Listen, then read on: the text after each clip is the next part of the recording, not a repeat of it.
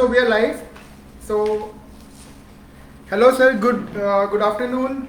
So today is World Health Day, and I introduce myself as Tanmay Chandaniwala, and I am the owner and I am the CEO of Cinera Essentials. We have two products called Zero Block and Zero Block X. And today I won't talk much about my products, as this session is particularly not for promotion. This is for health wellness of everyone associated with us and everyone who wants to know about post corona effects, because corona के बारे में बहुत लोगों ने बात की. And from last 1 year हम लोग कोरोना से जिस तरीके से जूझ रहे हैं, हम लोगों को शायद ये पता है कि क्या करना है जिससे कोरोना नहीं होगा. The government and everyone is telling about is this कि हमको मास्क लगाना है या सोशल डिस्टेंसिंग का पालन करना है, what ever it is.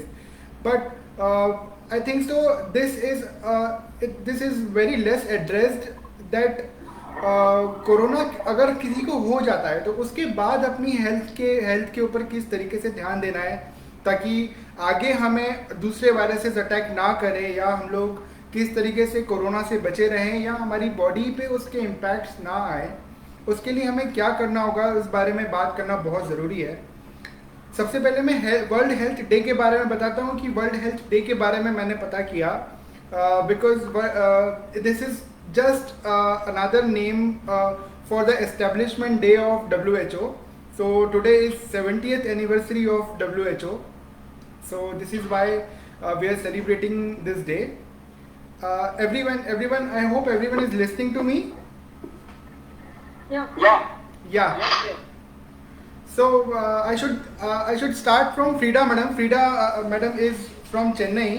Dr. Frida has got Abdul Kalam Award for her work, and she's been working from last 30 years. And I would like to know her thoughts about this topic, like what should we do for post corona effects, and what are her observations about it. Frida madam. Yeah, tell me sir. Yeah, madam, please tell us your thoughts about post corona effects and whatever your observations till now. Now in Tamil Nadu, people not keeping any distance. Okay. They are not taking that much care. That's the reason in shopping everywhere they are without mask. They are going and they are not much more bother about this corona. Okay. But wherever I go, I am advising the people the Okay. precaution is necessary. That's all, sir. Okay, ma'am. This is a very common problem everywhere in India, not just in Tamil Nadu. Everybody, because it is with us since last 1 year. Mr. Jay Chandran is with us from Tamil Nadu as well. Sir, how do you feel about it? Like, should we have to live like this forever? Like, for how many years we have to live like this? What are your observations? First, I'd like to thank you and Sir, your voice is not audible. audible.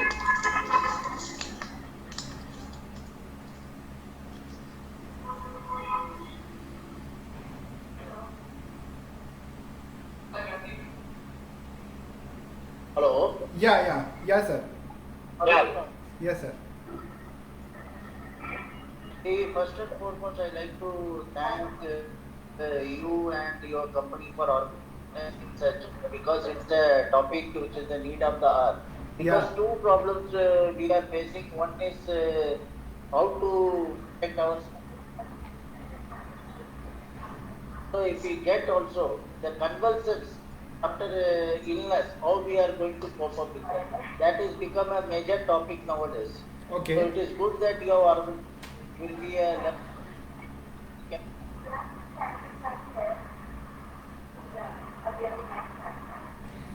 Sir, your voice has gone again actually. voice has gone. I think it's corona. I think some technical issue might be there. Yes. Hello. itself.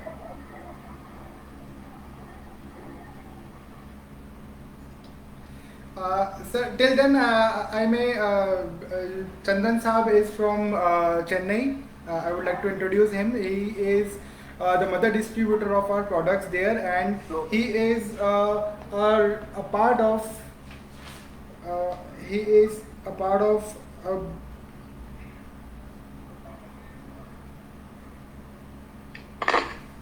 Hello. So he's a part of our team, and from our team, Mr. Piyush Saxena is also there. Piyush Saxena ji is from Bhopal. Piyush ji, can you elaborate जो मैंने चंदन साहब से पूछा कि क्या हमको corona के साथ कितने टाइम रहना पड़ेगा और लाइक कब तक हम लोग ये सब रहेंगे, एक स्ट्रेन के बाद दूसरा स्ट्रेन कब तक चलता रहेगा ये? Mr. Tanmay, am I audible now? या sir. Okay. Chandran ji please wait. मैं जो अभी जैसा कि चंद्रन साहब का कुछ टेक्निकल इशू की वजह से वॉइस ब्रेक हो रहा था, जी तो मुझे तन्मय ने अपॉर्चुनिटी दी है कि मैं अपने कुछ एक्सपीरियंसेस शेयर करूं. तो जैसा कि आपने कहा, तो अभी तो देखिए ये इंडेफिनेट टाइम है, अपन एक टाइम की लिमिट नहीं दे सकते थे इस समय के बाद हमें नहीं होगा या कोरोना स्प्रेड नहीं होगा, क्योंकि अभी बहुत से सुपर स्प्रेडर्स आ गए हैं. तो मैं तो उसमें यही कह सकता हूँ कि हमको इसके साथ, कोरोना के साथ जीना सीखना पड़ेगा.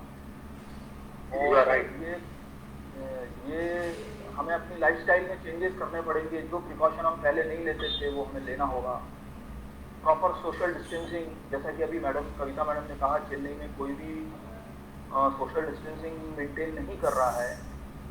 तो ये तो मतलब एक तरीके की सोशल अवेयरनेस है. जो भी एजुकेटेड लोग हैं उन्हें इस बात को समझना चाहिए. Social distancing, mask, hand sanitisation, hand wash, ये सारी चीज़ें हमें करना होगी. वैक्सीनेशन के पहले भी ये था और अब वैक्सीनेशन के बाद भी ये ज़रूरी है करना. क्यों? क्योंकि अगर वैक्सीनेशन के दोनों डोज भी हो जाते हैं तो भी इसका मतलब ये नहीं है कि हमको कोरोना नहीं हो सकता या कोविड नहीं हो सकता. फिर तो हो सकता है, लेकिन अगर हम प्रिकॉशंस रखेंगे तो हम अपने आप को बचा सकते हैं. जी. और उसकी जो इंटेंसिटी है बिकॉज ऑफ वैक्सीन, वो काफ़ी हद तक रिड्यूस हो जाएगी और हमें हॉस्पिटलाइजेशन या वेंटिलेटर पे जाने की ज़रूरत कम पड़ेगी. जी ऐसा मेरा मानना है. जी. Thank you so much for your input sir. मैं हमारे साथ में डॉक्टर आनंद सराफ जी जुड़े हैं फ्रॉम उज्जैन.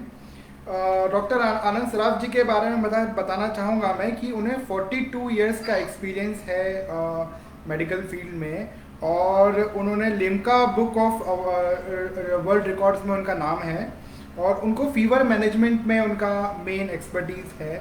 सो कहीं ना कहीं ये कोरोना का बहुत इंपॉर्टेंट पार्ट है, fever management. And I am sure doctor Anand, आपके पास में बहुत सारे पेशेंट्स आ रहे होंगे पिछले कई दिनों में, पिछले सालों में, और आपके ऑब्जर्वेशन से शायद हम लोगों को बहुत ज़्यादा अच्छी तरीके से क्लोजली ये समझ में आएगा दैट हाउ कितना ज़्यादा इम्पॉर्टेंट है इसको एड्रेस करना कि कोरोना के टाइम पे उन 15 डेज में जिन्हें कोरोना हो जाता है तब उन्हें क्या करना चाहिए, और बाद में फॉर द होल लाइफ उनको क्या चीज़ें ध्यान में रखनी चाहिए. Thank you. I am retired district officer Ayush. Okay. Ayush department में डिस्ट्रिक्ट ऑफिसर भी रहा हूँ मैं यहाँ. जी. और अभी वर्तमान में मैं प्रैक्टिस कर रहा हूँ उज्जैन में ही. कोविड का अभी तो इन्होंने बताया कि हमें कोविड के साथ जीना सीखना ही पड़ेगा. ये बिल्कुल फैक्ट है. और आने वाले समय में बच्चों को भी एक ये वैक्सीनेशन बढ़ जाएगा साथ साथ. अभी तक हेपेटाइटिस और ट्रिपल और पोलियो और ये सब लगते थे, उसके साथ साथ अब लगता है कि ये कोरोना वैक्सीन भी लगना चालू हो जाएगा एक बच्चों को. जी. तो ये सब चीजें तो कोरोना को तो हमारे साथ में चलेगा वो जिंदगी भर तक, अब ऐसा लग रहा है. इसलिए प्रिकॉशंस तो सारी रखना जरूरी है ही. अपने को इसके साथ ही जीना सीखना पड़ेगा. और जैसा कि आयुर्वेद में बताया गया है, अपनी दिनचर्या का पालन हमें अपना करना पड़ेगा. और रूटीन लाइफ में अपने को चेंजेस करना ही पड़ेंगे. मॉर्निंग वॉक से लेके योग और प्राणायाम, ये भी अपने को जीवन शैली में अपने जोड़ना पड़ेगा. तो ही अपने स्वास्थ्य के लिए ये सब चीजें ज्यादा फायदेमंद होगी. जी जी जी। Thank you so much sir.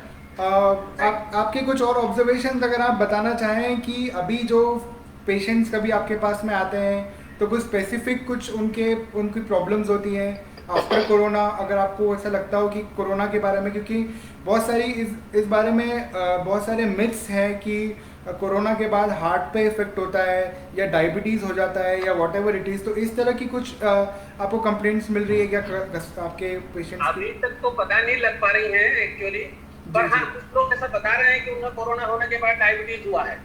जी जी जी पर प्रिकॉशनरी तौर पे मैं जो है जितने भी सीनियर सिटीजन है एबो 40 वालों को तो मैं सजेस्ट कर ही देता हूँ, अगर नॉन डायबिटिक है तो 0 ब्लॉक लेते रहें, और अगर डायबिटिक हैं और जी, जी। कार्डियक प्रॉब्लम भी है तो वो 0 ब्लॉक एक्स भी उनको मैं एडवाइस करता रहता हूँ, क्योंकि ये तो क्या है कि इम्यूनिटी पावर भी बढ़ा ही रहा है। लहसुन ले रहे हैं अपन उसमें, जी जी वो जी जा रहा है, एप्पल साइडर विनेगर जा रहा जी जी है ना।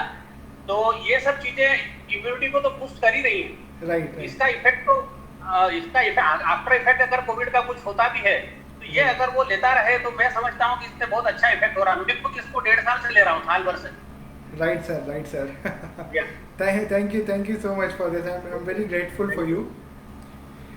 से यही क्वेश्चन मैं डॉक्टर जीवन भागड़ीकर से पूछूंगा। डॉक्टर जीवन, आप शायद अपना, आपके पास म्यूट है अभी, अगर आप इसको अनम्यूट कर देंगे तो। सर वो आपका म्यूट बता रहा है, अगर आप इसको अनम्यूट करना पड़ेगा आपको कंप्यूटर से, वो जो माइक वाला सिंबल है।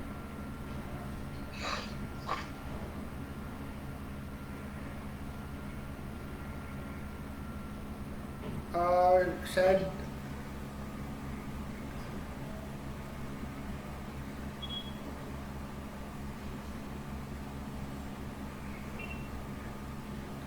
ठीक है, तब तक मैं जब तक मैं चंदन सर से बात करना चाहता हूँ। चंदन सर, आप उस समय कुछ बता रहे थे और उस समय शायद वॉइस में कुछ डिस्कनेक्शन आ गया था। आप कंटिन्यू कर सकते हैं आपके That thoughts. Mrs. Farida was very concerned about Tamil Nadu and Chennai. She must be now relaxed that election is over. So the people will become more cautious and Corona will also raise its heads now. So let us be rest assured that the number in Tamil Nadu is going to increase. And I was thanking you and your company for organizing such a lovely meeting on the topic in which people are more concerned. Thank you Because sir. there are two issues now. One is how to protect ourselves from this corona, and other thing is that if at all if it affects me, what should I do after the convulsions? What should be my diet restriction? What should be my medicaments? Because people are feeling very tired. They are complaining about weaknesses. जैसे doctor साहब ने बताया कि diabetes का ये होता है, तो mostly there is a general that after every viral infection the glucose level. So whether that can be termed as a diabetic cardiac issues ज्यादा हो रहे हैं, तो इसके लिए मतलब आपके सबसे मतलब डिस्कशन करके एक सोल्यूशन मिलता है, तो this we can pass on to many people. So thank you very much and your company for organizing such a lovely meet. And we want to hear more from the doctors present here so that it will be a learning session for us also. Yes sir, thank you so much for this. Doctor जीवन, शायद आप connect हो चुके हैं हमसे वापस। Doctor जीवन हमारे पास में बिलासपुर से जुड़े हैं। डॉक्टर जीवन के बारे में मैं बताना चाहूँगा कि 25 इयर्स का एक्सपीरियंस है and he is gold medallist in herbal drug manufacturing management and he is MD in Ayurveda and working as a guest editor in a magazine. Doctor Jeevan, मैं आपसे जानना चाहूँगा इसी चीज़ के बारे में कि मे बी हो सकता है कि आपको बहुत सारे पेशेंट्स का सामना करना पड़ रहा होगा जो कोविड से जिनको कुछ और इफ़ेक्ट्स हुए हैं। तो हम एक्चुअली यही जानना चाह रहे थे कि ऐसे कौन से इफ़ेक्ट्स हैं जो बॉडी पे उसके बाद होते हैं और हमें क्या ध्यान रखने की ज़रूरत है। जी सर, भारत में दुर्भाग्य से कोरोना के हम दूसरी लहर का शिकार हो गए हैं। राइट। और दूसरी लहर जो है वो जरूरत से ज्यादा घातक रूप में सामने आ रही है। जी जी। सबसे बड़ी बात ये हुई है कि जिनको 2 टीके लग चुके हैं उसके बाद भी जो है वो पॉजिटिव केसेस बढ़ते जा रहे हैं। राइट। बिल्कुल टीका जरूर ये दावा नहीं कर रहा था कि हम इससे पूरी तरीके से बच जाएंगे और इसकी घातकता कम होगी, लेकिन अभी दुर्भाग्य से बड़ी संख्या में डॉक्टर्स जो हैं वो दोनों टीके लगने के बाद भी संक्रमित हो रहे हैं। कोविड का सबसे ज्यादा जो दुष्प्रभाव पड़ रहा है वो व्यक्ति की मानसिकता पर पड़ रहा है। छोटे बड़े बच्चे बूढ़े सभी जो है इसको लेकर के दहशत में आ गए हैं। तो मनोरोगों की संख्या जो है बहुत तेजी से बढ़ती जा रही है। Right right. कोविड के चलते जो सबसे ज्यादा परेशानी आ रही है, कुछ ऐसे ऐसे मामले रिपोर्टेड हुए हैं। अभी मैं पहले नागपुर के करीब पर था, तो नागपुर में बहुत बड़ी संख्या में जिन लोग कोविड पॉजिटिव थे उनका क्रिएटिनिन लेवल जरूरत से ज्यादा हाई हो गया था। ओके ओके और किडनी डैमेज की ओर, मतलब विनल फंक्शन डैमेज की ओर पेशेंट जा रहे थे। ओके। दूसरा जो एक सबसे बड़ा घातक प्रभाव मिल रहा है वो हमारा अभी मिल रहा है कार्डियोवास्कुलर डिसऑर्डर। मायोकार्डाइटिस के पेशेंट्स अभी इस समय में काफी तेजी से बढ़ रहे हैं। ओके। हालांकि ये सब आंकड़े जब अस्पतालों में भर्ती मरीज हैं हम उनका देख रहे हैं, लेकिन जनसामान्य में जो बातें चल रही है वहां पर तो लोगों में इसके खौफ के चलते मनोरोग हो रहे हैं। और मनोरोग होने के चलते वो स्थिति में पहुंच गए हैं कि उन्हें ऐसा लगता है कि हर व्यक्ति को एक शक और संशय की निगाह से देख रहे हैं। आज आधा से ज्यादा समाज कंफ्यूज हो गया है। और आप जैसे लोग जो वेबिनार अभी ऑर्गेनाइज कर रहे हैं, ये आपका बहुत अच्छा प्रयास है कि इससे हम लोगों को ज्यादा से ज्यादा लोगों को हम एजुकेट कर सकें। अभी इस बीमारी से भय की नहीं, इस बीमारी को समझने की जरूरत है। इस बीमारी से डरने की नहीं, इस बीमारी से लड़ने की जरूरत है। और इसको लड़ने के लिए हमारी प्रतिरोधक क्षमता जो हमें नैसर्गिक तौर पे मिली है उसको संभालते हुए उस नैसर्गिक प्रतिरोधक क्षमता को आयुर्वेद जैसी विधाओं से नियंत्रित और मेंटेन करके और उसको बूस्ट करने की जरूरत है। और आप जैसी जो संस्थाएं हैं जो हर्बल मेडिसिन को लेकर के काम कर रही हैं वो वास्तव में बहुत अच्छा काम कर रही हैं। और मैं चाहूंगा कि हर्बल्स का प्रयोग हम दैनंदिन जीवन में करें ताकि हमारी छोटी छोटी होने वाली बीमारियों से हम बच सकें। सबसे बड़ी परेशानी अभी ये हो रही है कि अभी कोई भी जो सिम्टम लेके आ रहा है रोगी वो बड़े वेग सिम्टम लेके आ रहे हैं। राइट। और दुर्भाग्य से सब डॉक्टर भी इतने डरे हुए हैं कि किसी पेशेंट को वो एग्जामिन नहीं कर रहे हैं। आज भी दुर्भाग्य से ये हो रहा है कि हमको सबको मालूम है कि कोरोना छूने से नहीं पड़ता। कोरोना का सीधा सीधा संबंध है जब तक हमारी 2 फीट के कम दूरी से किसी रोगी के साथ आधे घंटे से अधिक समय तक अगर हम एक्सपोज होते हैं तभी वो मुख्य रास्ते से जाता है।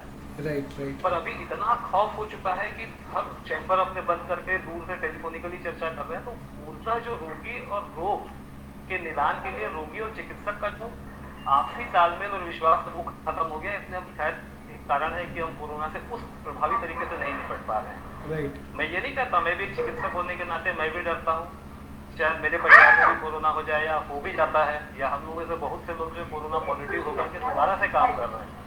पर ये जो एक सबसे बड़ी चीज आई है उस खौफ को हमको मिटाना पड़ेगा। अभी जिस तरीके से उसको अछूत बना दिया जाता है तो वो पेशेंट की मानसिकता के ऊपर बहुत आघात करता है। जी जी। और उस स्थिति के चलते व्यक्ति रात भर सो नहीं पा रहा है ना। वैसे भी जो PTSD के डिसऑर्डर्स हैं, पोस्ट ट्रॉमेटिक स्ट्रेस डिसऑर्डर्स, इसको कहा जाता है PTSD, जो पहले भारत में कभी होता नहीं था। हालांकि ऐसा नहीं कि भारत में होता नहीं था। पोस्ट ट्रॉमेटिक स्ट्रेस डिसऑर्डर से बचने के लिए हमारे इतिहास गवाह है। श्री कृष्ण को भी PTSD हुआ था जब उनको एक बार युद्ध की, महाभारत युद्ध की जब विभीषिका हुई थी तो एक बार वो जाकर के संदीपनी आश्रम में अपने आप को आइसोलेट कर लिए थे। और उनको लगा था कि एक सब क्यों हुआ है, कौरवों की ओर से पांडवों को न्याय दिलाने के लिए लड़ रहा हूँ, ये भी बेकार है। और उन्होंने वहां पर फिर रह करके साधना की और साधना करने के बाद अपने को री एनर्जाइज किया। तो यही चीज हमको कोरोना के साथ करना है। अगर मेरे परिवार में या मेरे समाज में या मेरे अड़ोस पड़ोस में किसी को कोरोना हो जाता है तो मेरा दायित्व बनता है कि मैं उसको किसी न किसी तरीके से उसका मॉरल बूस्ट करूँ। मॉरल बूस्ट करने के लिए केवल प्रवचन देने से नहीं होता, मॉरल बूस्ट करने के लिए मुझे उसके साथ कंधे से कंधा मिलाकर के लड़ना होगा। और निश्चित तौर पर हम जब कंधे से कंधा मिलाकर लड़ेंगे तो कोरोना क्या, हम हर बीमारी से हम अपने आप को बचा सकते हैं। Thank you so much sir. बहुत ही अच्छी आपकी तरफ से जो इनपुट्स मिले हैं। मतलब लिटरली जो कृष्ण जी की स्टोरी आपने सुनाई वो मेरे लिए बहुत नई थी। नहीं, ऐसी और तमाम स्टोरियां हैं सर। इस मामले में अगर मैं कहूँ तो सबसे बड़ा मैं एक रामायण काल का भी उदाहरण देता हूँ कि जिस समय श्री राम जी ने सीता का परित्याग किया।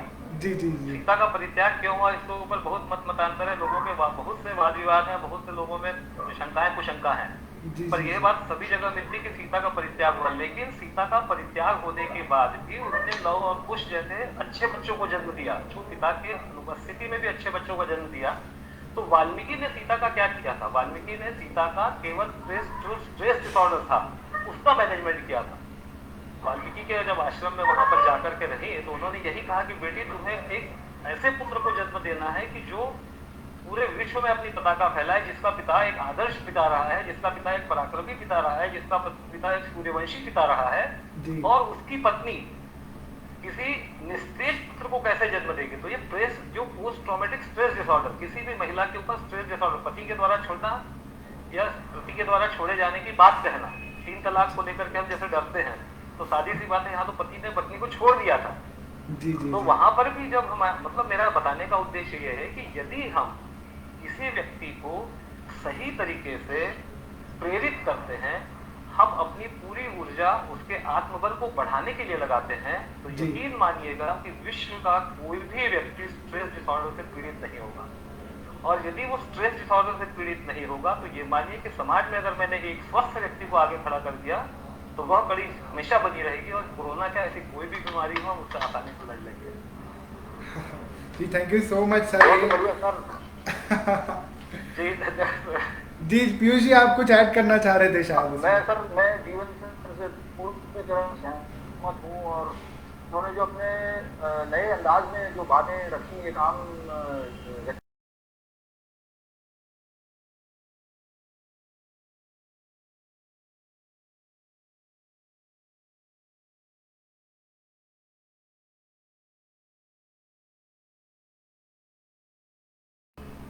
आई थिंक ये एक बहुत बड़ा पॉइंट डिस्कशन में से, जैसा कि चंदन साहब ने बताया था कि इस डिस्कशन में से बहुत सारे पॉइंट्स निकल के आएंगे। सो जो स्ट्रेस वाला पॉइंट है, ये शायद बहुत कम लोग अभी एड्रेस कर रहे हैं, और ये बहुत इंपॉर्टेंट पॉइंट है। और अगर आपको कोरोना हुआ है या नहीं हुआ है, लेकिन इस पूरे टाइम में जिस काइंड ऑफ स्ट्रेस से हमको गुजरना पड़ रहा है, वो एक बहुत इम्पॉर्टेंट पार्ट है जिसको हमको हटाना पड़ेगा अगर हमें ये जंग को ओवरऑल जीतना है तो। बिल्कुल ठीक है। जी जी। डॉक्टर टीएस मेहता, आप हमारे साथ हैं क्या अभी? आपका म्यूट बता रहे हैं, आप हमारे साथ में ऐड तो हैं, लेकिन आपका जो आपका ऑडियो या वीडियो कुछ हम लोग देख नहीं पा रहे हैं। अब So, आप please- म्यूट है उनका। हाँ जी हाँ जी। सो आप प्लीज़ उसको फिक्स कर लीजिए। जब तक मैं बात करना चाहूँगा, डॉक्टर कविता पुजारा हैं हमारे पास में बिलासपुर से, और कविता जी सीनियर डाइटिशियन हैं, और डाइट क्लिनिक नाम से इनका क्लिनिक है वहाँ पे, जिसकी डायरेक्टर हैं, और Guinness book of world record में 2 बार इनका नाम आ चुका है। और बहुत बड़ी बात है कि एक डाइटिशियन, बिकॉज एक्चुअली आज के सेशन के लिए हमें एक डाइटिशियन की ज़रूरत वैसे भी थी, बिकॉज हम लोग जिन चीज़ों के बारे में बात कर रहे हैं, पीयूष जी ने भी बताया कि एक तरह के डाइट को फॉलो करना पड़ता है कि क्या हमें खाना है क्या नहीं खाना है, बहुत सारी चीज़ें हैं। तो कविता जी, पहले मैं आपके इनपुट जानना चाहूँगा, आप क्या बताना चाहती हैं, फिर मेरे पास आपके लिए कुछ क्वेश्चंस हैं। बिल्कुल, thank you Tanmay ji, and thank you आपकी टीम को भी बहुत बहुत धन्यवाद, जिन्होंने आज इस इतने अच्छे इवेंट के लिए मुझे यहाँ पे इनवाइट किया, और इतने अच्छे एक्सपर्ट्स के साथ हम आज यहाँ सब डिस्कशन के लिए एज अ पैनलिस्ट यहाँ कलेक्ट हुए हैं, कि मुझे भी आज काफी कुछ सीखने को मिल रहा है। तो अपने इनपुट्स के बारे में बस मैं इतना बताना चाहूंगी कि कोविड से हम लोग पिछले 1 साल से जूझ रहे हैं, लिटरली हम जूझ रहे हैं, क्योंकि पिछले साल जब ये मार्च में शुरू हुआ था, तब से लेकर अब तक करीब मैंने 100 से 150 वेबिनार कर चुकी हूँ मैं, सिर्फ कोविड के लिए। मतलब हमारे साथ ये था कि हमको वेबिनार के जरिए एक दूसरे से इंटरेक्ट करना है, हमारे सेशंस चल रहे हैं, साइंटिफिक सेशंस, एकेडमिक पार्ट, कुछ स्टूडेंट्स हैं जिनके साथ हमारा ग्रुप बना हुआ है, कुछ डाइटिशियंस का ग्रुप है, तो इन सब में हमारा एक कनेक्शन जुड़ा रहे, इसलिए हम लोग डिफरेंट टॉपिक्स को लेते थे। बट इतने सारे इनवाइट्स और इतने सारे मुझे जब वेबिनार के लिए मिलने लगे, कि उसमें हमेशा कॉमन टॉपिक होता था कि यार कविता, इम्यूनिटी पे ही बात करते हैं हम लोग। मुझे लगता था यार इम्यूनिटी पे मैंने बहुत बोल लिया है, अब हम टॉपिक चेंज करें, हम थोड़े से दूसरे टॉपिक पे आ जाते हैं। काफी सारी प्रॉब्लम्स अभी कोरोना के साथ या इम्यूनिटी के अलावा भी है, जिसके बारे में हमें डिस्कस करना है। ज्यादा करंट में अभी पीसीओडी चल रहा है, तो कुछ गर्ल्स स्कूल से जैसे इन्वाइट आया कि मैडम वेबिनार करना है, तो हम लोग किस टॉपिक पे करें, आप सजेस्ट कीजिए। देन मैंने बोला पीसीओएस पे कर सकते हैं, चाइल्डहुड ओबेसिटी पे कर सकते हैं, गर्ल्स के लिए एनीमिया पे हम कर सकते हैं, उसके आगे और भी बहुत सारी चीजें हैं। देन घूम फिर के बात आती नहीं यार इम्यूनिटी पे ही करते हैं, अभी कोविड चल रहा है तो इम्यूनिटी पे तुम सारी चीजों को कवर कर दो, उसमें ओबेसिटी भी आ जाएगा, पीसीओएस भी आ जाएगा। मीन्स आप इन ऑल एक कंक्लूजन निकाल के एक्सट्रैक्ट में हमको सिर्फ इम्यूनिटी दिख रही है, पर ये सबसे इम्पोर्टेंट फैक्टर भी था, जी। क्योंकि हर किसी का इससे एक कनेक्शन है। अगर हम ओबीज हैं तब भी हमारी इम्यूनिटी को अफेक्ट कर रहा है। अगर हम स्ट्रेस में हैं, जैसे कि भागरिका सर ने बहुत ही अच्छे से एक्सप्लेन किया, उसको अगर हम किसी भी बच्चों को भी अगर हम बिठाएं तो सर का जो एक्सप्लेनेशन एक स्टोरी के रूप में था ना, वो इतना इंटरेस्टिंग था कि वो उसे कोई भी बहुत आसानी से समझ सकता है। तो इन्होंने ये था कि डायबिटिक है तो उसको भी इम्यूनिटी की नीड है एक्स्ट्रा। अगर कार्डियक पेशेंट्स हैं, स्ट्रेस में, और अभी स्ट्रेस के पेशेंट्स भी काफी बढ़े हैं, जहाँ तक मैंने भी देखे हैं, मेरे पास अभी ऑनलाइन मैंने काफी लिए हैं। तो स्ट्रेस, डिप्रेशन, ये सारी चीजें भी अभी ड्यूरिंग कोविड पीरियड बहुत बढ़ी है। और ये सभी चीजें कंक्लूजन निकालने के बाद ये है कि ये हमारी इम्यूनिटी को बहुत हद तक प्रभावित करती है। क्योंकि अगर आप स्ट्रेस में हैं तब भी आपको नींद नहीं आएगी। सबसे पहला कॉमन प्रॉब्लम जो है वो नींद का होता है। और हेल्दी लाइफस्टाइल का ये बहुत ही इंपॉर्टेंट पार्ट है कि आप संतुलित आहार, नियमित व्यायाम, और उसके साथ आपकी 6 से 8 घंटे की भरपूर नींद एंड 2 से 2.5 लीटर मिनिमम आपको पानी का कंजम्पशन। ये 3 से 4 पॉइंट्स हमारे लाइफ में ऐसे हैं जो हमारी लाइफस्टाइल को बैलेंस करने में हेल्पफुल होते हैं। और इसमें से अगर एक भी चीज हमने डिस्टर्ब की तो वो हमारी पूरी लाइफस्टाइल, हमारी पूरी इम्यूनिटी, हमारे पूरे सिस्टम को डिस्टर्ब करता है। तो घर में रह के तो हमने ये सारी छोटी छोटी चीजों को पॉइंट आउट भी किया है और पेशेंट्स का फीडबैक भी हमें इसी के अकॉर्डिंग मिला है, और उसमें इम्प्रूवमेंट के बाद हमको उसमें रिजल्ट्स भी दिखे हैं। तो अभी ये सारी चीजें हैं। इसके अलावा और भी बहुत कुछ है डिसीज से रिलेटेड चीजें। तो अब आप तन्मय जी, आपके जो सवाल हैं अब आप कर सकते हैं। जी। कविता जी, सबसे पहले तो एक बहुत important part, I don't know, मतलब हो सकता है इसके बारे में गवर्नमेंट ने भी एड्रेस किया हो, न्यूज़पेपर्स में भी आया हो, लेकिन फिर भी बहुत लोगों को शायद नहीं पता है। मैं जानना चाह रहा हूँ कि वो जैसे कोई पर्सन कोविड पॉजिटिव आ जाता है, उसके बाद उसको 15 डेज तो क्वारंटाइन रहना ही पड़ता है। उसको उसके मेडिकेशंस चलते हैं या उसको इंजेक्शंस लगते हैं या वॉट एवर इट इज़, जो भी उसको उसका एक पार्ट होता है। हम लोगों ने भी डॉक्टर्स से बात की, कई बार पता किया, तो वो बोलते हैं कि खाने का ऐसा कोई रिस्ट्रिक्शन है नहीं, सब कुछ खा सकते हैं। बट उस समय वो मेडिकेशंस ले रहा है, वो फेविपिराविर ले रहा है, वो जिंक ले रहा है, या वो और भी हैवी डोजेज ले रहा है, तब उसको क्या डाइट फॉलो करना चाहिए जो उसकी बॉडी के लिए भी अच्छा हो और वो ज़्यादा रिकवरी करने के लिए बहुत अच्छा साबित हो सके। जी, इसके बारे में मैं हाईलाइट करना चाहूंगी, क्योंकि ये चीजें मैंने फेस की है। मेरे कुछ रिलेटिव्स जिनको कोविड पॉजिटिव हुआ, डॉक्टर से जब मैंने कंसल्ट किया तो जब उन्होंने मुझे ये बात बोली कि मैडम डाइट में बहुत ज्यादा ऐसा कुछ नहीं है, आप जो चाहे वो दे सकते हैं, बस मेडिसिन इतनी दीजिए, जिंक सप्लीमेंट हम दे रहे हैं, विटामिन सी का सप्लीमेंट दे रहे हैं। तब मुझे लगा कि इसमें डाइट ही आपका 50% रोल प्ले कर रहा है। 50% नो डाउट मेडिसिन प्ले कर रहा है, आपका हाइजीनिक कंडीशन, आइसोलेशन, आपकी बहुत सारी चीजें हैं, बट डाइट 50% रोल प्ले कर रहा है, जिसको आप लोग बोलते हैं कि आप कुछ भी लीजिए। तो इसमें बेसिकली जो हम लोग फीवर के सिम्टम्स होते हैं, और हम लोग कॉमन फीवर के जो पेशेंट्स हैं उनके लिए भी हमें जो प्रिकॉशंस लेनी होती है, पहले हम शुरुआत उसी से करते हैं। क्योंकि फर्स्ट जो हमारा कोविड का शुरू हुआ था उसके सिम्टम बेसिक यही थे कि सर्दी, जुकाम और फीवर, और उसके बाद आपको जाके टेस्ट करवाना है। देन आपका अगर फीवर कंटिन्यू है, आपका पॉजिटिव आ रहा है, तो जब हम फीवर के पेशेंट्स होते हैं उसमें हम लोगों का डाइट में जो मेन इंपॉर्टेंट रोल प्ले करता है वो होता है कैलोरीज। क्योंकि हमारी बॉडी का टेम्परेचर बढ़ जाता है, बीएमआर काफी बढ़ जाता है, तो उसके अकॉर्डिंग हमारी बॉडी की कैलोरी की जो नीड होती है वो भी बढ़ जाती है। और उस ड्यूरेशन में ये होता है कि पेशेंट के मुंह में टेस्ट नहीं है। मींस टेस्टलेसनेस की प्रॉब्लम कोविड पेशेंट्स में कॉमन है। तो पेशेंट को खाने का मन नहीं हो रहा है, मुंह में टेस्ट नहीं आ रहा है, तो सबसे पहले अफेक्ट आता है कि उसका खाना पीना एकदम कम हो गया है। पर यहाँ हमें कैलोरीज ज्यादा देनी है पेशेंट को। अच्छा, ज्यादा देनी है तो हम हाई कैलोरी फूड के लिए उनको हाई फैट वाले फूड्स नहीं दे सकते हैं कि जो कैलोरी कॉन्सेंट्रेट करके आपने कैलोरीज तो प्रोवाइड कर दी बट आपने फैट दे दिया। तो हम फैट के थ्रू भी कैलोरीज प्रोवाइड नहीं करना चाहते हैं। हमें कैलोरीज हेल्दी वे में देनी है, और उसमें बेसिकली हमको कार्बोहाइड्रेट कॉम्प्लेक्स फॉर्म में लेके देना है, एंड प्रोटीन को हमें हाई अमाउंट में देना है, क्योंकि यहाँ पे टिश्यूज काफी डैमेज होते हैं। और उस टिश्यू की रिकवरी के लिए अगर हमने प्रोटीन सफिशिएंट अमाउंट में नहीं दिया है तो आपकी रिकवरी काफी डिले होती है, और उसके बाद जो पोस्ट कोविड के प्रॉब्लम्स हैं, कॉम्प्लिकेशंस हैं, वो काफी बढ़ जाते हैं। तो इसमें प्रोटीन, फैट, कैलोरीज, इसके अलावा विटामिन, मिनरल्स को भी हमें एडिशनल अमाउंट में देना है। जो कि हमारी इम्यूनिटी को बढ़ाए, साथ में हमारे बेसल मेटाबॉलिक रेट है उसको मेंटेन करे, और हमारा जो हमने कार्बोहाइड्रेट एक्स्ट्रा लिया है उसके मेटाबॉलिज्म के लिए भी हेल्पफुल हो। तो हमें इन कंक्लूजन या इन ऑल हमें एक कॉम्पैक्ट फॉर्म में प्रोटीन, फैट, कार्बोहाइड्रेट को बैलेंस में देना है।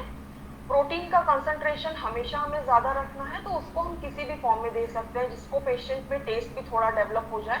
तो मैंने काफी सारे एक्सपेरिमेंट्स ट्राई किए थे कि हमें स्प्राउट्स देना है, कुछ पेशेंट को गैस्ट्रिक प्रॉब्लम हो रही है तो देन हमने होल लेग्यूम्स को दिया कि होल लेग्यूम्स को आप बॉईल करके दे दीजिए। देन हमने पनीर इंक्लूड किया।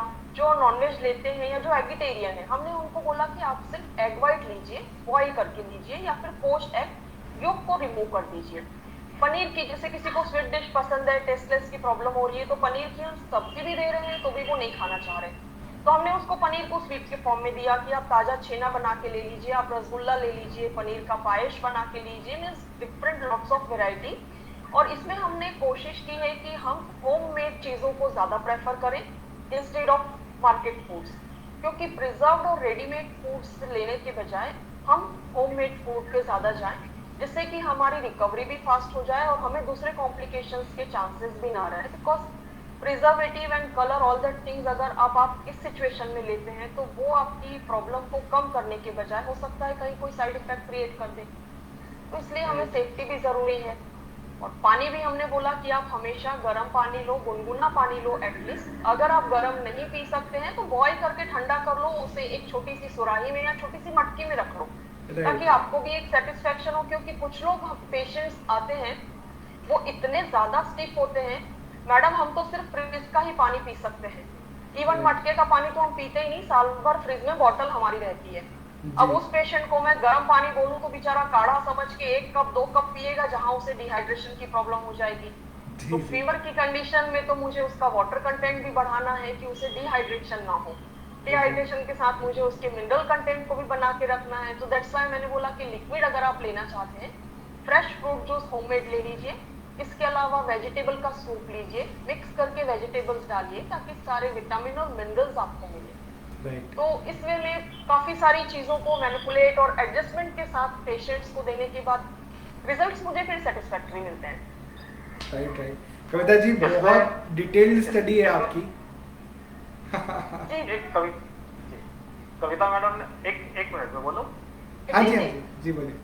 कविता मैडम ने बहुत अच्छी तरीके से न्यूट्रिशन के लिए जो है डिस्क्राइब किया, और मैडम की ही बात को मैं आगे बढ़ाते हुए एक छोटी सी चीज जोड़ना चाहूंगा कि कार्बोहाइड्रेट, प्रोटीन, मिनरल, सॉल्ट और विटामिन, इसका सबसे अच्छा जो है बीमारों का राजा वो है खिचड़ी।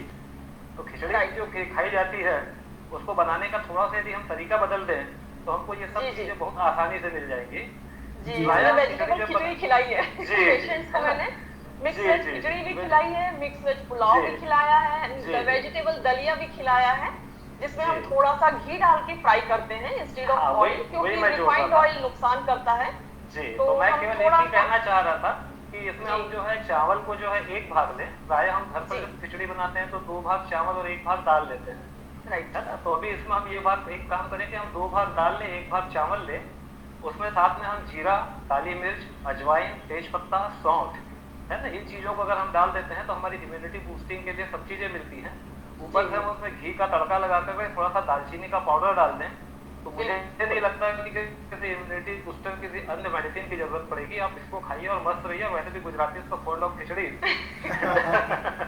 हमसे ज्यादा कौन अच्छा समझ सकता है। जी, मैं आपको ये चीज कह रहा जी, इसलिए मैं कह रहा था कि इसीलिए जो मोटा भाई जो लोग हैं उसके पीछे का कारण खिचड़ी ही है शायद, मुझे ऐसा लगता है। You're giving the recipe of the khichdi, that is our temple in South India. So we are also happy that South Indians are also taken care. Yeah.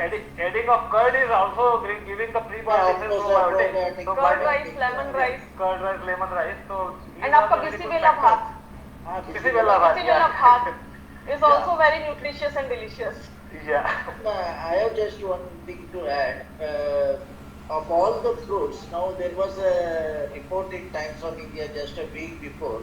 They were saying that chiku fruits is playing very important role in convulsions. Means after the COVID, you should give lot of chiku, and even the chiku extract has a role in curing or taking care of the COVID infections and everything.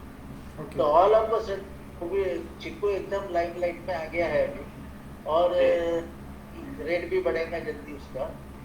And the only issue is that, see, whenever a person is infected, his sugar level are bound to get increased, which is very common in all viral infections. It is not something which is there with the COVID. Whenever you have a virus, your sugar level is bound to increase. That they term it as a diabetic.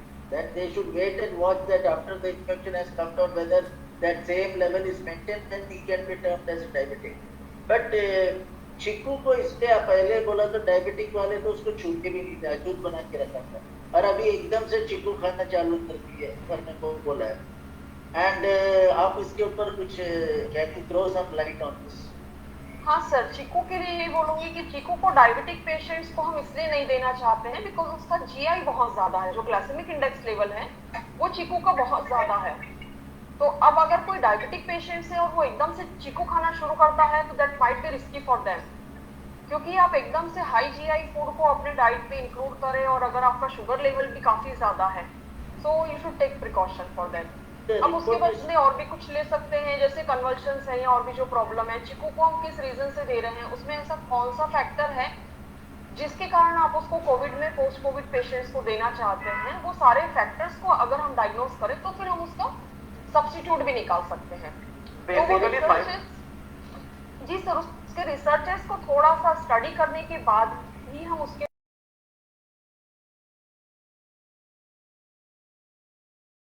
दोस्त study और अगर किसी magazine में आया है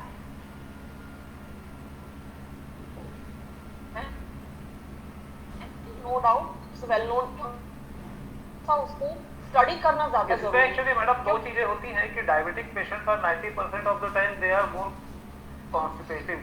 उन लोगों में हमेशा कॉन्स्टिपेशन की शिकायत होती है. तो adding of chikoo is basically the minimum level of fibre हमें पेशेंट के साथ पैदा होता है, क्योंकि डायबिटीज के पेशेंट के साथ में बहुत सारे रिस्ट्रिक्शंस होते हैं. वो अपने मन से बहुत सारी चीजें सोचता है लेकिन खाता वो प्रकार चीजें ही है. ये हम लोग डे टू डे लाइफ में देखते हैं. तो चीकू देने के पीछे का सबसे बड़ी चीज ये होती है कोविड पेशेंट के साथ में जब भी हमने देखा है कि कोविड पेशेंट जब भी भर्ती हुआ है तो कुछ दवाइयों के दुष्प्रभाव के चलते लंबे समय तक आंतों में जो है स्टिमुलेशन मिलता रहता है. चाहे एजिथ्रोमाइसिन ले लीजिए, चाहे डॉक्सीसाइक्लिन ले लीजिए, चाहे आयोमैक्टिन ले लीजिए, चाहे जो आपका फेविपिराविर ले लीजिएगा, इन सब के साथ जो जीआई डिस्टर्बेंस बहुत कॉमन होता है. जी जी. और अगर कोविड पेशेंट को कॉन्स्टिपेशन होता है तो वैसे ही उसकी ताकत कम होती है, तो वो पूरी ताकत लगा करके अपना इवैक्यूएट नहीं कर पाता है. तो उस समय में हम जैसे नारियल का पानी हो गया, नारियल का पानी जो होता है वो अपने इंटेस्टाइनल वॉल को जो है सबसे ज्यादा मात्रा में जो है सूदिंग इफेक्ट भी देता है और न्यूट्रिएंट्स भी देता है. उससे डायूरेसिस भी बहुत अच्छी तरीके से होता है. बेसिकली कोविड के पेशेंट के साथ में डायूरेसिस की समस्या होती है, बहुत ज्यादा प्रॉब्लम आती है, एन्यूरियसिस की कंडीशन में पहुंच जाता है. उसका टोटल आउटपुट जो होता है वो कम हो जाता है. उसके चलते यूरिया क्रिएटिनिन लेवल भी बढ़ने लगता है. तो चीकू हो गया या फिर हमारा केला हम नहीं दे सकते. बिकॉज उस टाइम पे मैंने देखा है कि पेशेंट्स ना वाटर का कंजम्पशन बहुत कम होता है. मैंने जो कोविड पेशेंट्स को देखा है, यूरिया की प्रॉब्लम हो रही है. नहीं, बिकॉज ऑफ द टेस्टलेसनेस. तो तरीके से उसको टेस्टलेसनेस होता है. तो जहाँ पर हम कोकोनट वाटर देते हैं तो कोकोनट वाटर कंपैरेटिवली स्वीट होता है. कोई भी मीठी चीज अगर हमारे मुंह में जाती है तो that is a palatable. It secretes the maximum quantity of saliva. अगर हम सिंपल इसीलिए कहा जाता है कि हम मिश्री भी चूस लें तो उसमें कहा जाता है कि खाने के बाद में स्नेह. इसका कारण यही होता है कि वो हमारे लिए पाचन का भी काम करती है और साथ में जो है सलाइवेशन का भी काम करती है. तो actually digestion starts from the saliva, मतलब फ्रॉम माउथ. तो इसको देने से निश्चित तौर पे लोगों को लाभ मिला है.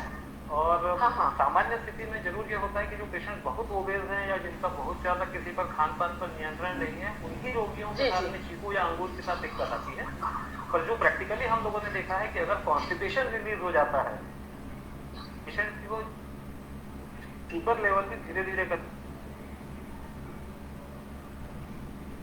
तो हेलो जी सर. हाँ, तो हेलो. हाँ जी सर, सुन रहे, बोलिए सर. हाँ, तो इसलिए हमको ज्यादा से ज्यादा जरूरत है कि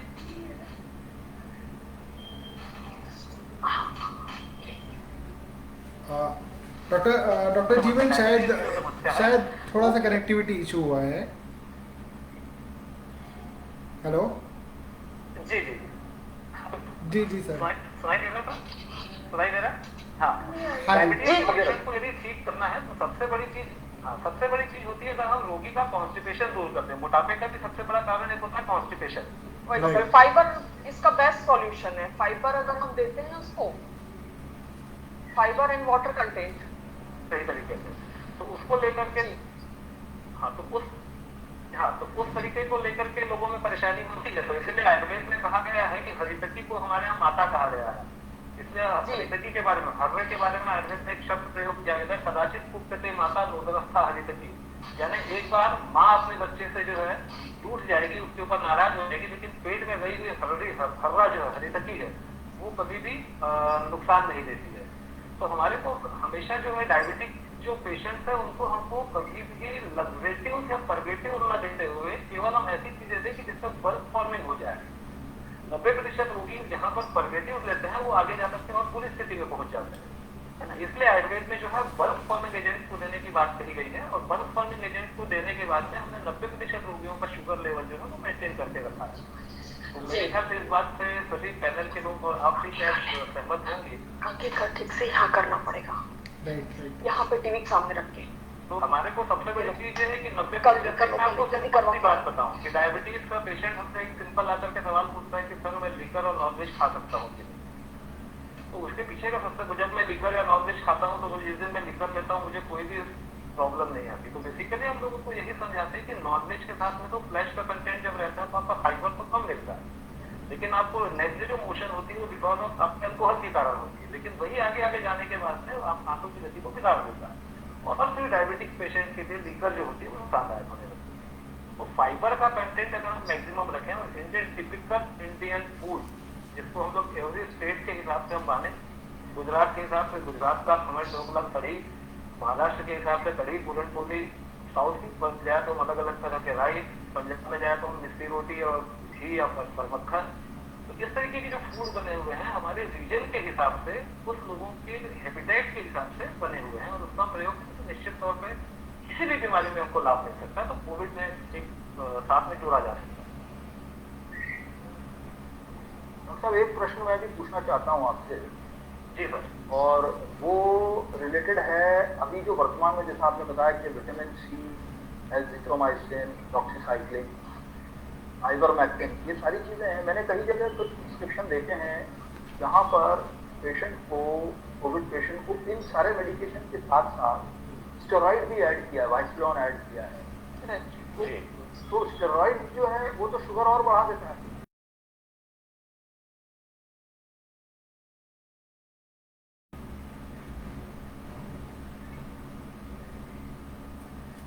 स्टेरॉइड की वजह से ज़्यादा आ जाती है जिस वजह से वो लोग पैनिक हो जाते हैं। तो मेरा क्वेश्चन ये है सर कि क्या हमें स्टेरॉइड ऐड करना चाहिए या नहीं करना चाहिए, और अगर ऐड करना एसेंशियल है तो उस सूरत में हम पेशेंट को किस तरीके से काउंसलिंग कर सकते हैं। आपका जो संदेश होगा वो उसमें इस काउंसलिंग का मैसेज होगा कि फॉर टाइम भी आप अगर ये ले रहे हैं तो आपके बेनिफिट के लिए है, और after recovery this will be withdrawn and you will be automatically normalized if you are a non-diabetic. Yeah, it's true sir. Typically 90% of the time when patient comes in a critical condition, that time only अभी modern medicine वाले जो है वो steroid का use कर रहे हैं। जब जहाँ पर रेस्पिरेटरी डिस्ट्रेस चालू हो जाता है तो उस कंडीशन में steroid एक केवल सपोर्टिंग के लिए काम करता है।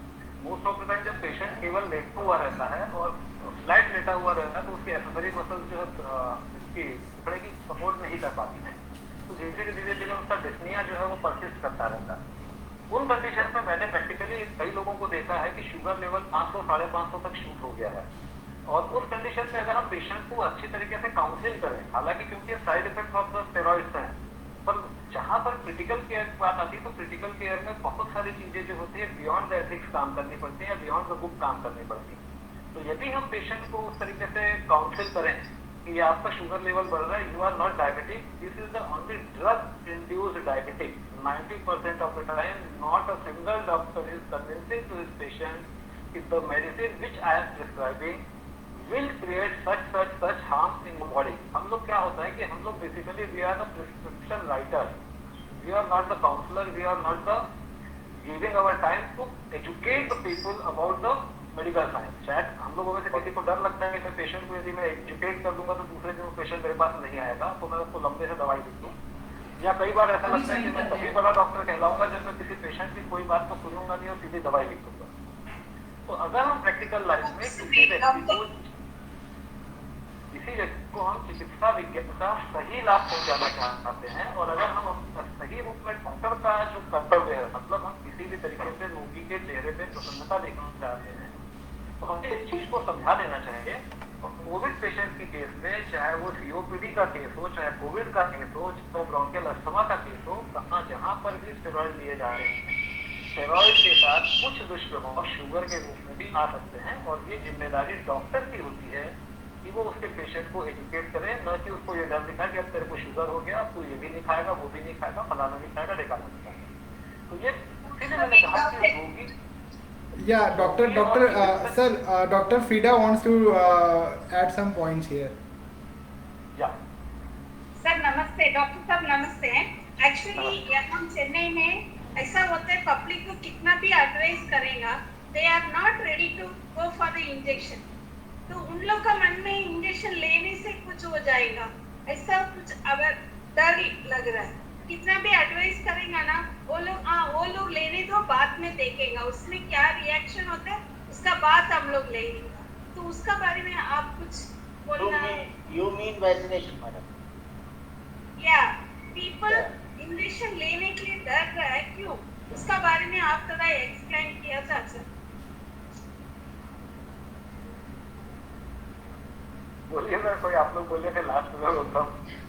नहीं आप बताइए ना। I think actually sir, मैं गवर्नमेंट डॉक्टर थी, but now I am running whole all the best. Yes. I am Yes. आप सुन रहे हैं ना मेरा बात? जी जी, यस। इसमें सबसे बड़ी चीज ये है मैडम, बाद में अभी इधर मैं ओल्ड एज होम रन कर रही हूँ। I am doing good service for old people, and मैं बहुत लोग को मिलना ऐसा रहती है। तो पीपल हम लोग का एड्रेस किया तो फिर नहीं, मुझे नहीं चाहिए इंजेक्शन, मुझे इंजेक्शन लेगा तो मर जाएगा, ऐसा उन लोग का मन में एक माइंड सेटअप कर रहा है।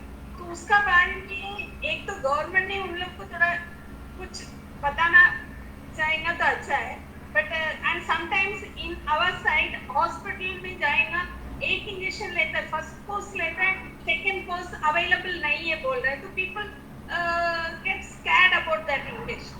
इसका बारे में आप कुछ एडवाइस पूछ रहे हैं? उसके लिए सबसे अच्छी चीज है मैडम, कोई भी चीज किसी को सिखाने के पहले खुद पे अपनानी पड़ती है।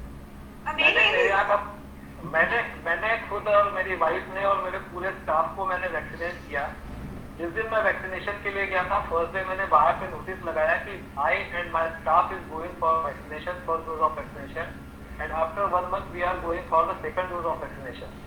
जैसे ही पेशेंट आता है, हम लोग भी बोलते हैं कि वैक्सीनेशन को लेकर के क्या सही है क्या गलत है ये अपना क्राइटेरिया नहीं है, क्योंकि ये मेरे बोलने के लायक भी नहीं, क्योंकि गवर्नमेंट ऑफ इंडिया का जो चीज है, हमसे बड़े बड़े लोग बैठे हुए हैं। पर हाँ, हम हमारे लेवल पे एजुकेट करते हैं पेशेंट को कि देखिए हम लोगों ने इंजेक्शन लगाया है, हमने इंजेक्शन लगाने के बाद भी आपके सामने हम काम कर रहे हैं और हम लोगों को कोई कुछ नहीं हुआ है। तो सरकार की जो योजनाएं हैं, अगर जहाँ पर जैसे टीबी का इंजेक्शन लगता है, सीजी का इंजेक्शन लगता है, या मीजल्स का इंजेक्शन लगता है, या आपका हेपेटाइटिस का लगता है, या आपने मेनिंजाइटिस का लगाया है, तो वैसा इंजेक्शन लगा लीजिएगा। इसके जो डाटा पर मैं नहीं जाऊंगा, क्योंकि बहुत बड़ा विवाद का विषय हो जाएगा कि बीसीजी लगाने के बाद भी भारत में टीबी के मरीजों की संख्या क्यों ज्यादा है, मेनिंजाइटिस में इंजेक्शन लगाने के बाद भी मेनिंजाइटिस के रोगियों की संख्या क्यों ज्यादा है, हेपेटाइटिस के सब वेरिएंट लगाने के बाद भी हेपेटाइटिस बी, सी और एबी तो मिलते ही मिलते हैं, क्यों मिलते हैं मैं इस पर नहीं जाऊंगा, क्योंकि बहुत बड़ा विषय विवाद का हो जाएगा। पर जहां तक हम लोगों ने ये है कि जब छोटा बच्चा, उसको तो मालूम नहीं, बाप ने इंजेक्शन लगा दिया, हम तो अपने बच्चे को बोलते हैं गोदी में उठा के ले गए, बेचारा एक साथ था, उसका अपना वैक्सीनेशन करा दिया और उसका तो भूल गए। तो अब आपका समय आया कि आपका बच्चा आपको उठाए और बोले कि आप जाके मम्मी पापा आप भी वैक्सीनेशन लगाओ, क्योंकि 60+ वालों के लिए था, 45+ वालों के लिए था, हम तो अभी बच्चे, हम आपका बदला लेंगे, लेकिन आपको इंजेक्शन लगवाना पड़ेगा। अगर हम इस तरीके से एजुकेट करेंगे तो डेफिनेटली हम जो है एक बहुत बड़ा कोविड से लड़ने के लिए हथियार पा जाएंगे। थोड़ा हमारा ऑब्जेक्ट थोड़ा डिफरेंट करना पड़ेगा कि अब हमारी जिम्मेदारी है, बच्चों को माँ पिताजी की जरूरत है, उस समय बच्चा हमारी जरूरत थी, अब बच्चे को हमारे माँ पिताजी की जरूरत है। इस चीज को अगर हम बता देते हैं तो निश्चित तौर पर वैक्सीनेशन का फायदा मिलेगा। मैंने पहले भी आपको कहा था कि वैक्सीनेशन से कितना वर्ल्ड वाइड कोई भी डाटा नहीं है, और ये केवल ट्रायल एंड एरर पे कोविड चल रहा है, ट्रायल एंड एरर पे ही शायद ये कई दिन तक चलता रहेगा कुछ भी बीमारियों की तरह। तो हमको ये करना है कि हम हमारे लेवल पे हर व्यक्ति को किस तरीके से एजुकेट करें ताकि मिनिमम फैटिलिटी और मैक्सिमम हेल्थ बेनिफिट मिल पाए। डॉक्टर आनंद शायद इसमें कुछ ऐड करना चाह रहे थे। डॉक्टर आनंद, आप म्यूट पे हैं, आप कुछ बोल रहे हैं वो सुनाई नहीं दे रहा है। मैंने मूड पर रखा है तो डॉक्टर आनंद, प्लीज अनम्यूट। आपका माइक वाला जो साइन है उसको एक बार उसको क्लिक कर दीजिए। हेलो। या हाँ, मैं ये कहना चाह रहा था कि लोगों को वैक्सीनेशन का डर है, वो डर उनका निकालना जरूरी है। जब तक अपन ने लगवाने के बाद जब पेशेंट को समझाते हैं तो फिर वो लगवाने को तैयार होता है। और उसको भी काउंसलिंग बहुत जरूरी है, उनको यही।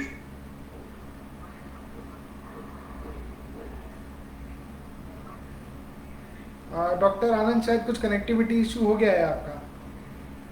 जी, आप कंप्लीट कीजिए, आप कुछ बोल रहे थे।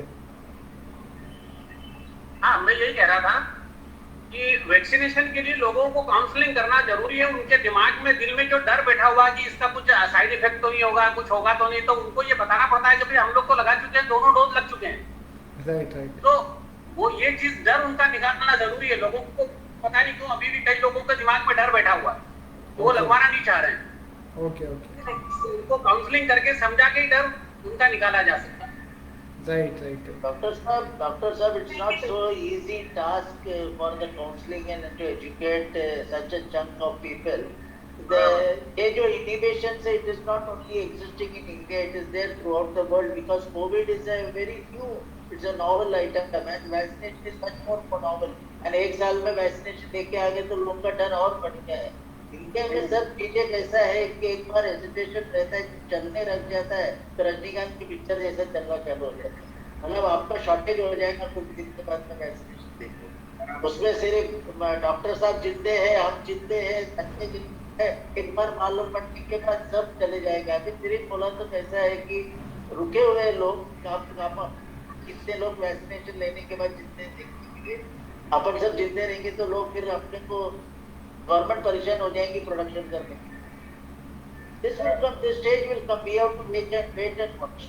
It's not an easy task that education and the government is doing its job, doctors are doing the job, social workers are doing the job, but our publics are mental frame is like that.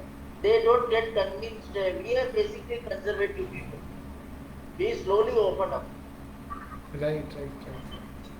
So it Basically, proper educating method is not implemented in our country. Most of the time we rely on Doctor sir, that is there for everything, not only for vaccination. Right? not only for vaccination. That's why 90% I think 90% of the time. we will shift the topic. The post-COVID से अपन education system में our system basically is something wrong in that. Okay, we have to come out of that. It is our joint effort. As many people, we will educate them. We will try to convince them. But we have to fight out this COVID. Sir ये आप तो ये दारू हल्दी के बारे में जरा थ्रो करिए ना, और दारू हल्दी का क्या रोल है? जी, दारू हल्दी का बेसिकली रोल सब केवल लीवर के ऊपर होता है। बेसिकली इट्स लीवर करेक्टिव, है ना। तो 90% of the elements are regulated और can be cured with the proper functioning of the liver. Basically liver is a cell generator, liver is a blood generator, liver is a detoxifier, liver cell maximum and various types of roles. So if you are taking daru haldi basically, so daru haldi is basically giving strength to the liver, and the same thing is with the giloy, the same thing is with the इसके साथ भी होता है। तो इस मामले में अगर हम लेते हैं तो then there is no problem. So minimum quantity and whatever the quantity you need, it should be decided by the doctor. 90% of the time we are thinking that कि आयुर्वेदिक मेडिसिन के लिए कोई भी एक्सपर्ट की जरूरत नहीं होती है। हमारे दादी नानी ने बताया कि किलो के साथ क्या हुआ, लोगों ने काढ़ा जो किया है वो लीटरों में काढ़ा पिया। काढ़े को लीटर में पीने की जरूरत नहीं थी, काढ़े की भी एक निश्चित मात्रा होती है। आंवले का रस हमको पीना है तो कितने आंवले का रस पीना है, कब पीना है, किसको पीना है, कब और कितने समय पीना है, ये भी इसकी एक मात्रा होती है।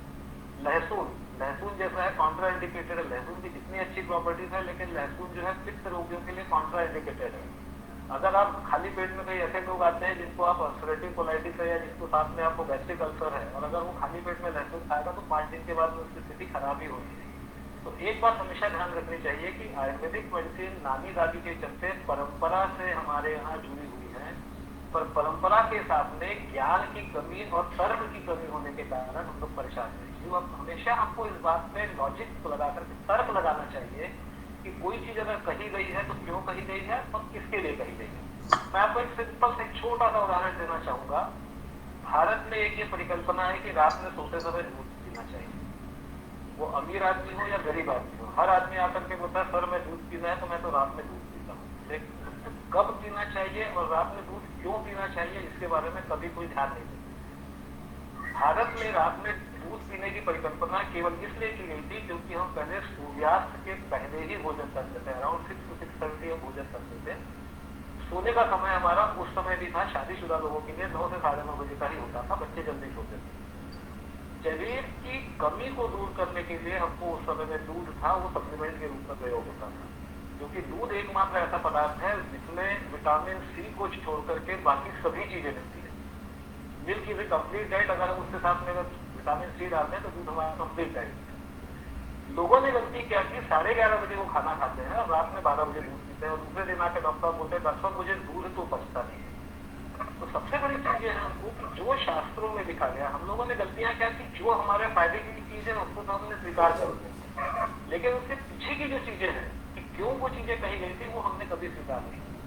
तो आयुर्वेद को अपनाने के लिए आयुर्वेद की छोटी छोटी चीजें, अगर मैं आपको कहूँ तो आयुर्वेद में लिखा 3 सूत्री आयुर्वेद, केवल 3 चीजों में आयुर्वेद बताया गया। हेतु, लिंग और औषध। हेतु मतलब कॉज, लिंग मतलब साइन एंड सिम्टम, और तीसरा जो है ट्रीटमेंट। हेतु, लिंग और औषध। तो औषध का मतलब ऐसा नहीं है कि केवल जाके डॉक्टर से प्रिस्क्रिप्शन दिखा दिया और औषध दिया, वो चीज नहीं। औषध का मतलब है मेंटल एजुकेशन, उसके बाद में destruction of the mental barrier and then use of the medicine. इन चीजों को लेकर के आयुर्वेद को कहा गया, लेकिन हम लोगों ने उसको थोड़ा सा गलत तरीके से अपनाया। जहां पर हमको केवल हमारा लाभ दिखा हमने वहां किया। 90% रोगियों को कहा है कि अगर आप रात में खाना खाने के बाद, अगर आप रात का खाना 10 बजे खाते हैं, आप दूध मत पीजिएगा। पेशेंट उस चीज को फॉलो करता है और आकर के बोलता है सर अब तो मुझे दूध बहुत अच्छी तरीके से पचता है। तो इस चीज को हमको समझना पड़ेगा। उस चीज को अगर हम करते हैं तो बहुत अच्छा फायदा होता है। और रहा सवाल आपका प्रश्न, हमारे यहाँ हल्दी का है, अब सिंपल हल्दी का प्रयोग भी जो होता है वो भी हमारे हरिद्रा और दारू हरिद्रा 2 अलग अलग चीजें हैं, लेकिन हमारे यहाँ हरिद्रा का प्रयोग भी जो होता है हमारे शरीर के लिए सबसे अच्छा जो है डिटॉक्सिफाइंग एजेंट है, अच्छा जो है एंटी एजिंग एजेंट, सबसे अच्छा डाइजेस्टिव एजेंट और सबसे अच्छा इम्यूनिटी बूस्टिंग एजेंट है। तो हम हल्दी का प्रयोग करते रहें तो निश्चित तौर पर आपको राहत मिलती है। शरीर पर लगाई हुई हल्दी और खाई हुई हल्दी, शरीर पर लगाई हुई हल्दी चेहरे को चमकाती है और खाई हुई हल्दी आदमी के शरीर को मजबूत बनाती है। तो अच्छे दिखिए, अच्छे रहिए, स्वस्थ रहिए। Thank you so much sir. ये बहुत इंपॉर्टेंट पॉइंट्स एक्चुअली, ये क्वेश्चन मैं भी पूछना चाह रहा था बिकॉज इस 1 साल में हम लोगों को व्हाट्सएप पे बहुत सारा ज्ञान मिला है, व्हाट्सएप पे बहुत सारा नॉलेज मिला है कि ये करने से कोरोना नहीं होगा या ये करने से हमको हमारी इम्यूनिटी बढ़ेगी, बट एक्चुअल नॉलेज लोगों को नहीं है जो आपने कहा बेसिकली।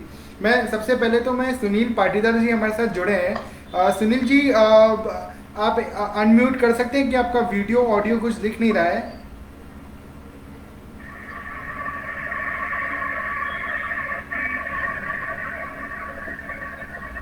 ठीक है, शायद there must be some issue.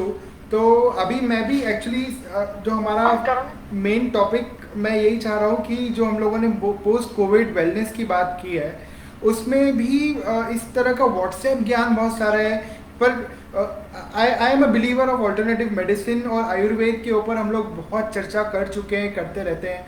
तो हम लोग ये जानना चाहते हैं कि वो क्या चीज़ें हैं जिन्हें लेके कोविड से बचा जा सकता है, कोविड हो जाने के बाद खुद को ज़्यादा हेल्दी रखा जा सकता है। वो क्या ऐसी चीज़ें हैं आयुर्वेद में या होम्योपैथ में या किसी और पैथी में जो हमें अभी तक फाइंड आउट हुई है, बिकॉज काफ़ी समय हो गया है कोरोना से लड़ते हुए।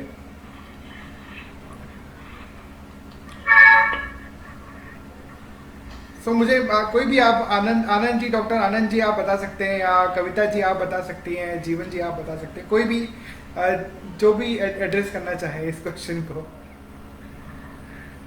कोविड के बाद जो प्रिकॉशंस हमें लेने चाहिए, जैसे अभी हम साल भर से इस चीज को फेस कर रहे हैं Right, और right. अभी कोविड सबकी एक हैबिट में आ चुका है कि हाँ कोविड है, काफी लोगों को हो चुका है, काफी रिकवर हुए हैं, काफी सारे लोगों को जिनको नहीं हुआ है उनको प्रिकॉशंस लेने हैं, जिनको हो चुका है उन्हें भी प्रिकॉशंस लेने हैं।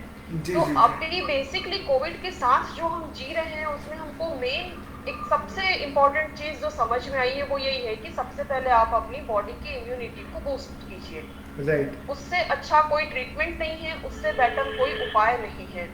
अब इम्यूनिटी आपकी कैसे बनेगी? जी इम्यूनिटी तो हमारी जितनी है उतनी है, अब हम उसको और बढ़ा कैसे सकते हैं?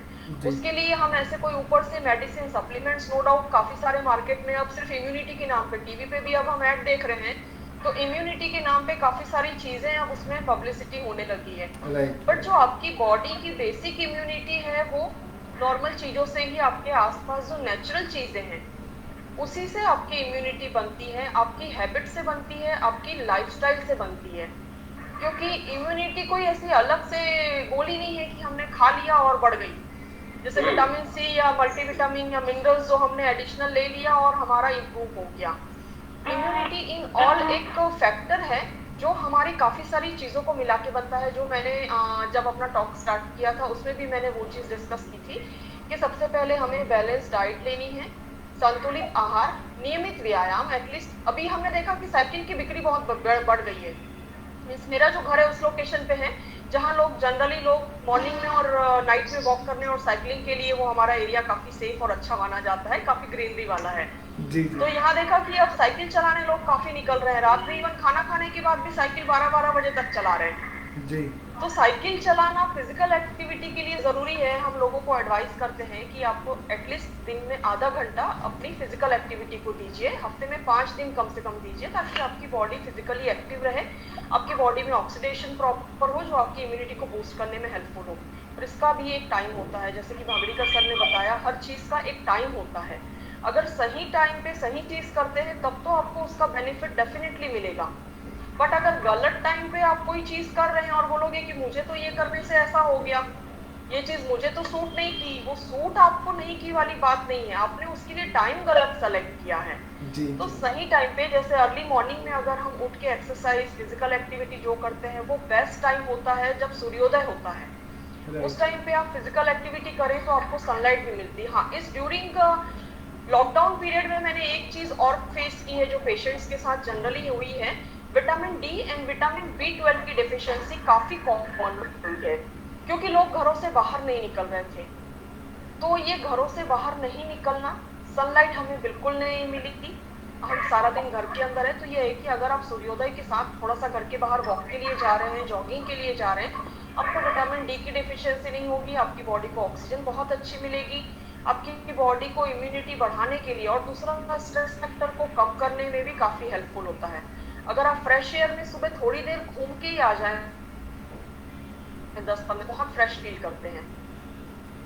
तो ये चीज है। उसके अलावा proper sleep, 6 to 8 hours sleep और प्रॉपर इनटेक ऑफ वाटर, क्योंकि पानी पे हम लोग बिल्कुल ध्यान नहीं देते हैं। काफी सारे पेशेंट्स भी मेरे पास जो आते हैं रेगुलरली, मैंने ये चीज ऑब्जर्व की है, जब उनसे पूछते हैं कि आप कितना पानी पीते हो एक दिन में, देन थोड़ा सोच विचार के बाद होता है, मैडम हो जाता होगा 4-5 ग्लास, कोई बोलेगा 10 ग्लास, कोई बोलेगा 3 से 4 लीटर। हमने बोला आप 3 से 4 लीटर कैसे पीते हो, किस टाइम पे पीते हो, क्या फिजिकली एक्टिव हो, बहुत ज्यादा जिम करते हो, साइकिलिंग करते हो या स्पोर्ट्स पर्सन हो? दे सेड नहीं मैडम, पर 3-4 लीटर तो हम पी ही लेते हैं। मैंने बोला 4 बॉटल आप पीते हो 1 लीटर वाली? नहीं, 4 बॉटल तो नहीं, पर 1-1.5 बॉटल तो पी लेते हैं, तो फिर 3-4 लीटर कहाँ से हुआ? सो दैट हमने उनको फिर एक शेड्यूल बना के दिया कि आप उठ के खाली पानी पीजिए, देन ब्रेकफास्ट के बाद आप आधे घंटे बाद थोड़ा सा लीजिए। आप ईच आधे से पौन घंटे का गैप देके बैठकर हमेशा सिप से पानी पीना है। हर चीज का अपना तरह है। जैसे मैंने पानी पीने को बोला, फ्रिज में से बोतल निकाली, आधी बोतल खाली कर दी एक बार में, तो ये आपका करेक्ट वे नहीं है पानी पीने का। मैडम आप ही ने तो बोला था पानी पियो। अरे पर मैंने ऐसे थोड़ी बोला फ्रिज से निकालो और सीधा गटक जाओ। आप आराम से बैठकर ग्लास में पानी लेके उसको सिप लेके पियो, तो आपके डाइजेशन को डिस्टर्ब नहीं करेगा। अदरवाइज गैस्ट्रिक प्रॉब्लम, पेट निकलने की प्रॉब्लम सबसे कॉमन फैक्टर सभी के लिए, मेल फीमेल, आजकल यंगस्टर्स भी अच्छा खासा पेट लेके आते हैं कि मैडम इतने एब्स कर रहे हैं, ये कर रहे हैं, वो कर रहे हैं, और पेट अंदर नहीं जा रहा है। तो ये काफी सारी चीजें हैं, छोटी छोटी बातें हैं, बहुत ऐसा नहीं है कि आपको बहुत मेहनत करनी है या कुछ ऐसा है। छोटी छोटी चीजों को ध्यान में रखना है। खाना खा के हम बिल्कुल टीवी के सामने जमे हुए हैं, बट नेचुरली आपका पेट निकलेगा। थोड़ी सी आप 10 से 15 मिनट वॉकिंग कर लीजिए। तो ये post Covid patient, Covid patient, और स्पेशली ये लॉकडाउन में इतनी वेराइटीज लोगों ने बना के खाई और टीवी के सामने बैठ के भरपूर मजे लिए हैं सारी सीरीज और ये सब चीजों के।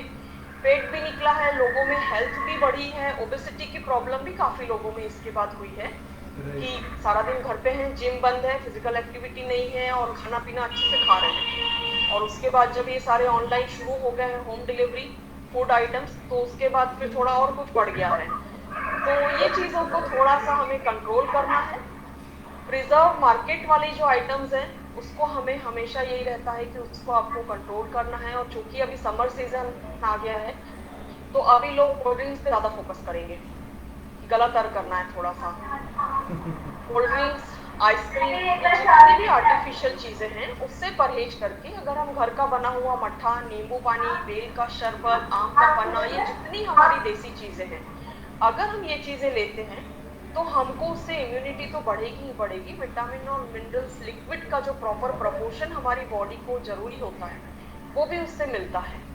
तो बस ये छोटे छोटे पॉइंट्स को हमें ध्यान में रखना है, इम्यूनिटी बढ़ाना है। बिल्कुल सही बात है, जीवन शैली ही बदलना पड़ेगी। आदमी के लाइफ स्टाइल जो हो गई है वो मॉर्निंग वॉक 40 मिनट का कम से कम मॉर्निंग वॉक करना चाहिए। और ये बिल्कुल सही है कि वो सनराइज होने के बाद ही करना चाहिए। लोग बात सुबह 4:30 और 5 बजे घूमने निकल जाते हैं, 6 बजे घर आ जाते हैं, तो वो आके सो जाते हैं। नहीं, आके सोते हैं, आके सोते हैं 1 घंटा। तो कोई मतलब नहीं है उसका, और उठ के फिर चाय नाश्ता करके निकल जाते हैं। जी हाँ, वो चीज ज्यादा जरूरी है। मॉर्निंग वॉक करें तो सनराइज होने के बाद करें और कम से कम 40 मिनट का करें। आपने सहमत मुझसे, लोग बाग एक्सरसाइज करने के बहाने वॉक करने निकलते हैं और आने के बाद सो जाते हैं, तो जितनी कैलोरी आपने बर्न की थी उतनी कैलोरी आपने उससे ज्यादा जमा कर लेते हैं। आपने इतनी जल्दी कर ली तो आपका मिड सेगमेंट ओबेसिटी तो होना ही है। तो हम लाइफस्टाइल मॉडिफिकेशन में नहीं मानते। इसमें एक चीज में बोलिए। इसमें एक चीज मैं जोड़ना चाहूंगा। मुद्दा हमारे यहाँ जो सबसे बड़ा दिक्कत आई है, आज हम लोग जो ज्यादातर जूझ रहे हैं पोस्ट कोविड को लेकर के, तो बात अलग है, और पोस्ट कोविड के साथ में भी पहले भी हम लोग अभी मेटाबॉलिक डिसऑर्डर से ज्यादा जूझ रहे हैं। अभी हमारी जितनी भी परेशानियां हैं बेसिकली वो मेटाबॉलिक डिसऑर्डर की है, और उसके पीछे का सबसे बड़ा कारण जो है हमारी गलत लाइफस्टाइल का एडॉप्शन।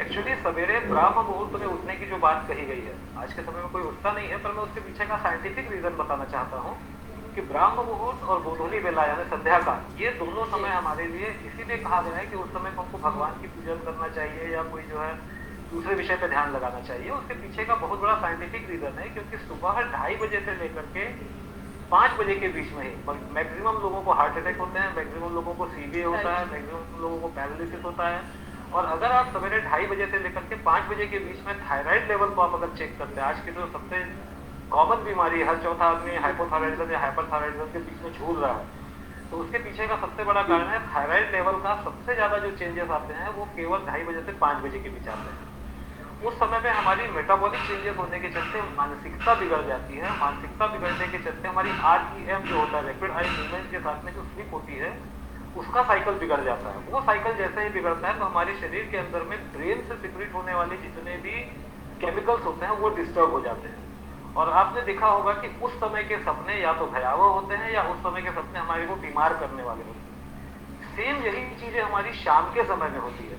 शाम के समय में सूरज जब ढलता है और रात जब आती है, उस समय में शरीर के साथ साथ जो प्रकृति में जो है अल्ट्रा वायलेट रेज और बाकी रेज होती है उसकी भी विजिबिलिटी में चेंज आता है। उसके चलते हमारी मानवीय सोच समझ और बाकी चीजों में भी परिवर्तन आता है। तो आपने देखा होगा कि तो जितने रोड एक्सीडेंट होते हैं वो जब 2:30 से 5 के बीच में होते हैं या शाम को जब सूरज ढलता है उस पर उसके 8 बजे के बीच में। तो उन दोनों समय में हमारे यहाँ जो पूजा पाठ की बात कही गई है उसके पीछे का लॉजिक ही ये था कि कि हम उस समय में अपने मेटाबॉलिज्म को रेगुलेट करें।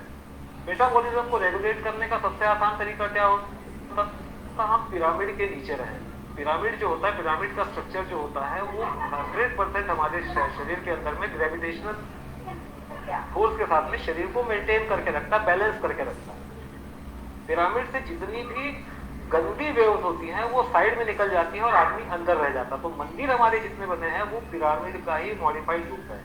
इसीलिए सवेरे और शाम में हमको मंदिर में बैठ करके पूजा करने का विधान किया गया था। और उसके पीछे का साइंटिफिक रीजन ये था कि अगर हमारी मानसिकता अच्छी रहेगी तो हमारा मेटाबॉलिज्म अच्छा रहेगा, और अगर हमारा मेटाबॉलिज्म अच्छा रहेगा तो हमारा स्वास्थ्य अच्छा रहेगा।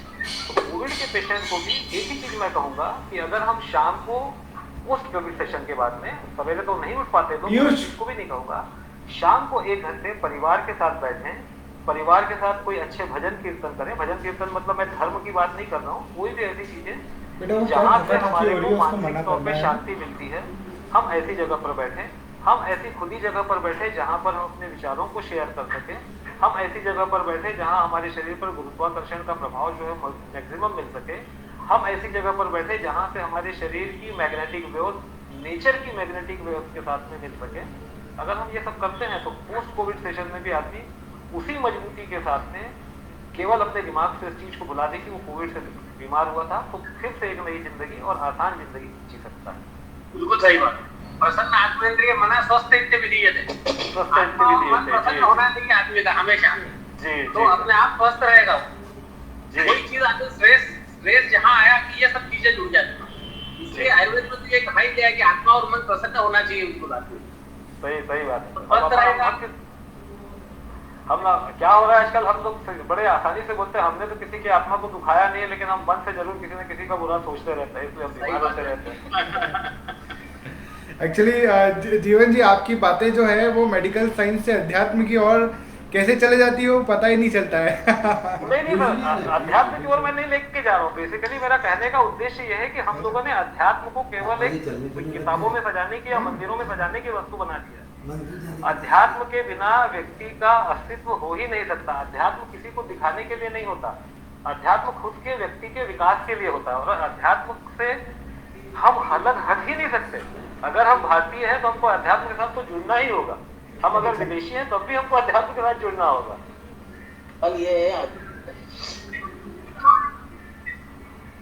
तो बोला तो उसका नहीं बना हुआ है, उसको अपने को the way it was taught to us was wrong. Yeah, we are not able to understand.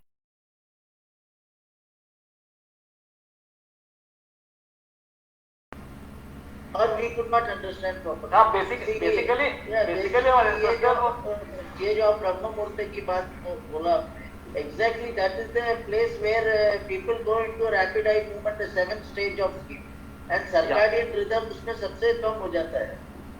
तो ये उसको बोला तो ये किसको समझाते बैठेंगे, तो उन्होंने बोला ब्रह्म मुहूर्त भाई, यहाँ देखो भगवान दिखता है तो उठ जाता है। ये भगवान को भी नहीं मानने लगे तो फिर करेंगे क्या? नहीं, बेसिकली जो था वहां पे उस समय जो लिखा गया, शायद आयुर्वेद के साथ भी यही हुआ है कि आयुर्वेद के साथ जो राइटर हुए, जैसे आज हम लोग जिस इरा में जी रहे 21st सेंचुरी में, आज हम लोग जिस तरीके से कंप्यूटर की भाषा पे या जिस तरीके से मैसेज करते हैं, हम लोग तो थोड़े से बूढ़े आदमी हो गए एक तरीके से देखा जाए तो। आज हम लोग व्हाट्सएप की टर्मिनोलॉजी, व्हाट्सएप और मैसेज की टर्मिनोलॉजी नहीं समझ सकते, डी और इस तरीके के मैसेज लिखते हैं, तो हम लोग तो पूरा मैसेज लिखते हैं कि I M R U V, इस टाइप का। वो लोग तो इस टाइप का लिखते हैं, कोड लैंग्वेज में लिखते हैं, तो हमको समझ में नहीं आता। LOL इस टाइप की चीजें तो हम लोग को समझ में नहीं आता। तो शायद यही चीज उस समय के हमारे आचार्यों को लगी होगी कि उस समय की पीढ़ी के लोग उस तरीके से जानते रहे होंगे, तो इसलिए कोई उन लोगों ने जो स्क्रिप्चर हुआ होगा, जिस समय का जो ग्रंथ बने होंगे या उस समय की जो बुक्स बनी होंगी, उनको ऐसा लगता था कि the people of that era were of same intellectual level.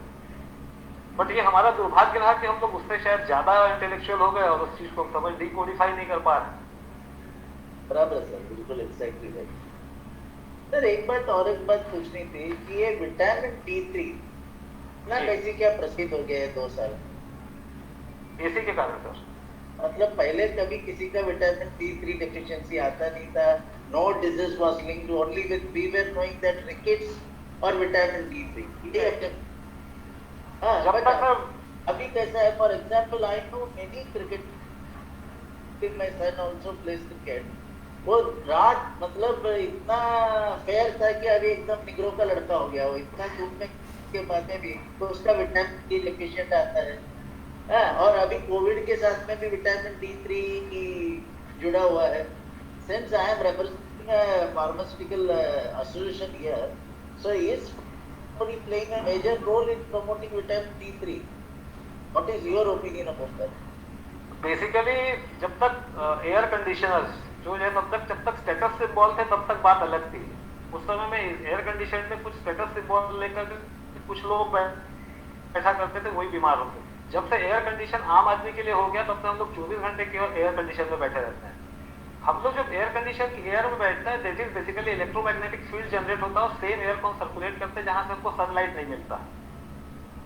और धीरे धीरे जाकर के, क्योंकि सबसे best source of synthesis of vitamin D is only our skin and sunlight. जब तक सनलाइट का स्किन के साथ में आपका जब तक संबंध नहीं होगा तब तक विटामिन का कोई सिंथेसिस हो नहीं सकता। तो ये सबसे बड़ा एक कारण है डिफिशियंसी ऑफ विटामिन डी का। D3 के लिए लेकर के जो सबसे बड़ी बात आई कि हमारी फूड हैबिट्स, जिस तरीके का जंक हम लोग खा रहे हैं, जिस तरीके का एडल्ट्रेशन अब फूड में है, जिस तरीके का केमिकल्स हमारे फूड में जा रहे हैं, जिस तरीके की केमिकल्स के साथ में जिस तरीके टॉक्सिक मटेरियल हम लोग इनहेल कर रहे हैं। हमारे कमरे में हमको एक्सटीरियर पेंट या इंटीरियर पेंट प्लास्टिक पेंट चाहिए, हम ये देखेंगे कि कितना लेड हम कंज्यूम कर रहे हैं। लेकिन जब रिपोर्ट आती है तो ये बोलता है कि पॉल्यूशन जो होता है वो केवल और केवल lead pollution is only because of hydrocarbon. उससे ज्यादा हाइड्रोकार्बन और लेड तो हम लोग हमारे कमरे के अंदर का इंटीरियर पेंट में लेते हैं। तो सबसे बड़ी समस्या हमारे साथ ये हो रही है कि हम लोगों ने इसीलिए केवल अपने कन्वीनियंस के हिसाब से अपनी जो थ्योरी है उसको अप्लाई किया है। हमने कभी भी उसके पीछे के साइंटिफिक बेस को समझने की कोशिश नहीं की। जिस समय चूने की दीवारों की पुताई होती थी, खपरे वाला मकान होता था, प्रॉपरली वेंटिलेशन होता था, कोई आदमी स्किन कैंसर से नहीं मरता था, कम से कम स्किन कैंसर होते थे। आज के समय में हम एयर कंडीशन में बैठ रहे हैं, बहुत महंगा प्लास्टिक पेंट लगा रहे हैं, बहुत अच्छा ऑक्सीजन सिलेंडर लेके ऑक्सीजन ले रहे हैं। आजकल तो ऑक्सीजन के अलग अलग पार्लर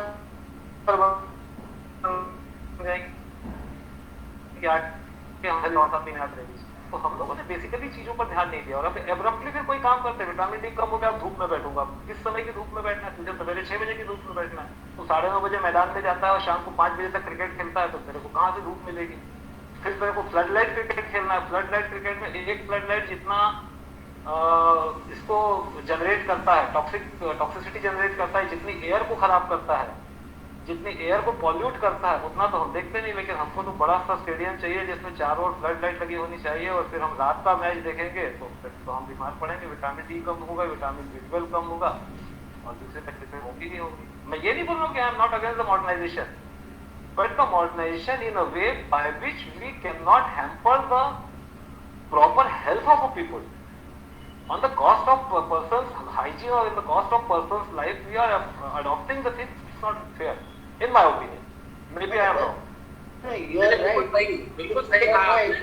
क्या हो गया, वही आ जाते हैं, बातें सारी जीवन शैली में ही आ जाती है। आदमी घर से निकलता है, कार में बैठ जाता है, ऐसी कार होती है, वो पैदल चलता नहीं है, धूप लेता नहीं है। बच्चे लोग भी आज देखिए आप बाहर ग्राउंड में कभी खेलने को जाते नहीं है।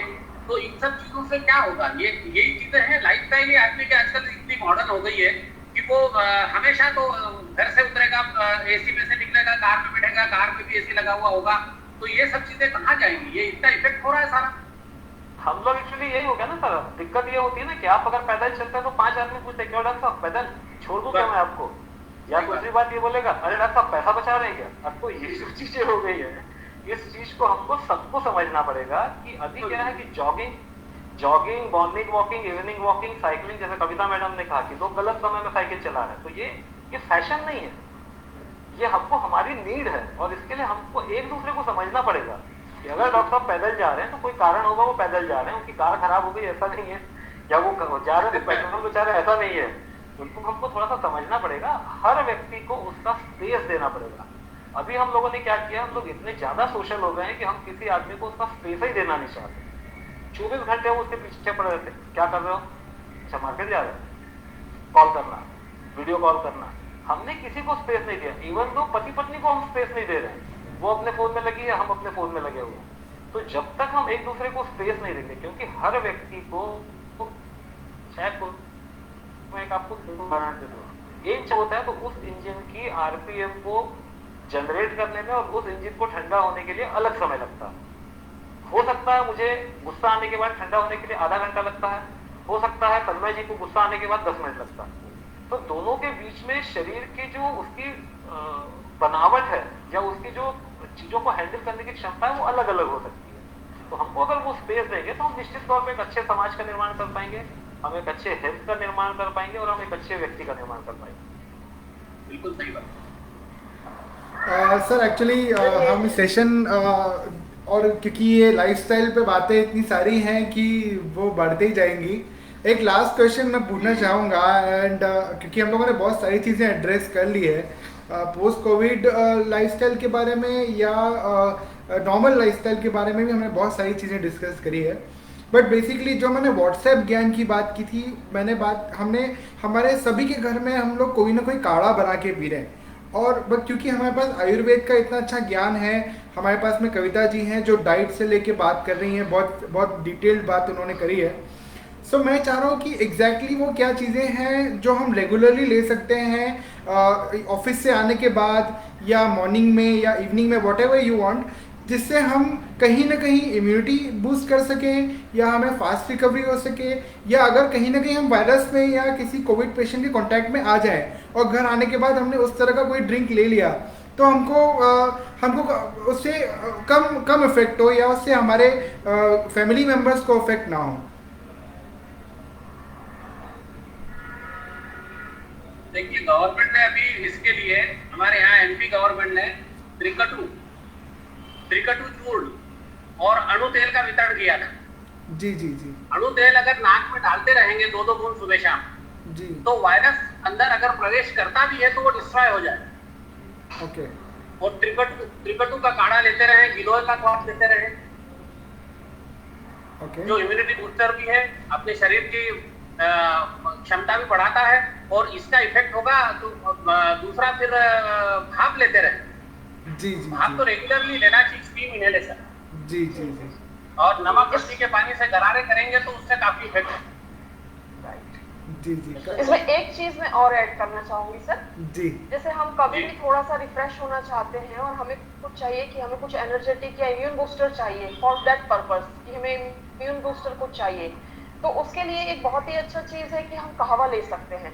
दालचीनी जिसका बहुत ही इम्पोर्टेंट रोल है इम्यूनिटी बढ़ाने में, डाइजेशन में, डायबिटिक पेशेंट्स में, बहुत सारी चीज़ों में इसका रोल है। तो इन शॉर्ट हम ये कहें कि अगर हम उसका कहवा ले लें, कहवा में कुछ भी नहीं है, जस्ट दालचीनी का पानी आपको बॉईल करना है, उसमें आप अपने टेस्ट और फ्लेवर के अकॉर्डिंग थोड़ा सा नींबू, जो विटामिन सी हमें अभी मस्ट नीडेड है, थोड़ा सा नींबू एंड थोड़ा सा अगर आपको टेस्ट के लिए हनी चाहिए, अगर आप डायबिटिक नहीं है तो आप आधा चम्मच हनी उसमें ऐड कर दीजिए, तो इट विल रिफ्रेशिंग। मतलब आपको जो चाय की एक नीड होती है कि आप बार बार चाय आपकी हैबिट में है पर आपको अभी चाय ज़्यादा नहीं लेनी है और आपको कुछ अच्छा चाहिए, हेल्दी चाहिए, तो उसका सब्स्टिट्यूट कहवा बेस्ट ऑप्शन है। तो हम इसको ऐड कर सकते हैं अपने डाइट में या अपनी रूटीन में, लाइफस्टाइल में। आप दिन में 2 से 3 बार अगर आधा आधा कप भी पीते हैं तो लाइक काढ़ा ये आपको बहुत ज़्यादा हीट भी नहीं देगा और आपके लिए एक रिफ्रेशिंग होगा। और इसका एक और असर मैंने देखा है कि ये हमारे माइग्रेन के पेशेंट्स या जो पेन होता है, सर में दर्द है, बॉडी में थोड़ा पेन है, ये पेन से भी हमें काफ़ी हद तक रिलीफ देता है। तो पोस्ट कोविड पेशेंट्स में जिनमें वीकनेस के कारण, कमजोरी के कारण बॉडी में जो पेन होता है उसको भी ये रिलीफ करने में हेल्पफुल होता है। तो ये एक चीज़ हम ऐड कर सकते हैं। बिल्कुल बिल्कुल ठीक कहा आपने। स्प्राउटेड फूड भी लेना चाहिए।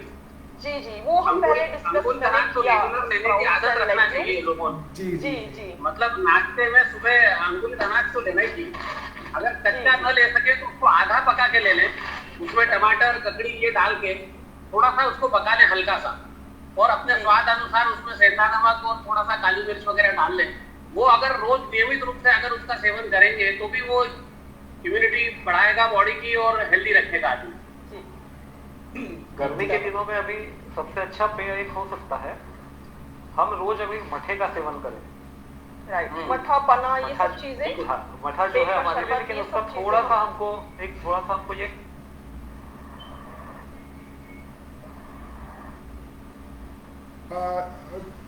डॉक्टर साहब आपकी आवाज चली गई है जीवन जी। हाँ, मठा जो है वो इंद्र के लिए भी दुर्लभ है। तो हमको 1 कप दही में 6 कप पानी डालना है। 6 कप पानी डालने के बाद में उसमें सेंधा नमक डालना है थोड़ा सा, जी थोड़ी सी मिश्री डालनी है, थोड़ा सा धनिया का पत्ती डालना है। अगर आपके पास धनिया पत्ती है तो धनिया डालिए, नहीं है तो खड़ा धनिया डालिएगा, और जी। थोड़ा सा जीरे का पाउडर डालिए।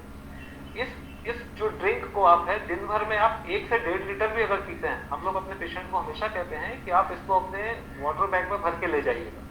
ओके और दिन भर अगर हम थोड़ा थोड़ा मठा पीते हैं तो हमको पूरे समय तक अच्छी तरीके से एनर्जी भी मिलती है, शरीर का शोधन भी होता है, शरीर का पोषण भी होता है। खड़ी शक्कर डालनी, मिश्री डालनी है, शक्कर नहीं डालनी है। जी नमक, काला नमक नहीं डालना है, केवल सेंधा नमक डालना है ना। हमको गुपचुप का पानी नहीं पीना है, हमको मठा वाइट पीना है। चीजों पे नहीं जाना है। तो इसलिए हमको उस पर नहीं जाना है। हमको थोड़ी सी उसमें अदरक डालनी है। मैं अदरक थोड़ी सी बोल रहा हूँ, हम ऐसा ना हो कि हम सौंठ का भरपूर पाउडर डाल दें या खूब ज्यादा तेज मात्रा में सौंठ डालें। हम अगर इसको बराबर लेकर के, जीरे को हमको कच्चा जीरा डालना है, भुना हुआ जीरा नहीं डालना। हमको स्वाद पे नहीं जाना है, हमको उसकी प्रॉपर्टीज पे जाना है। तो राइट भुना हुआ जीरा की प्रॉपर्टी अलग है, भुनी हुई सौंठ की प्रॉपर्टी अलग है, अदरक की प्रॉपर्टी अलग है, सौंठ की प्रॉपर्टी अलग है, काली मिर्च की प्रॉपर्टी अलग है और लाल मिर्च की प्रॉपर्टी अलग है। तो हमको भुनी हुई या रोस्टेड चीजों पर न जाते हुए जो उसकी प्योर फॉर्म है, क्रूड फॉर्म है, उसके साथ में लेना है। और ऐसा 1.5 लीटर मठा अगर हम दिन भर में पीते हैं तो ये मान के चलिए पूरी गर्मी आपको किसी भी तरीके की कोई भी तकलीफ नहीं होगी।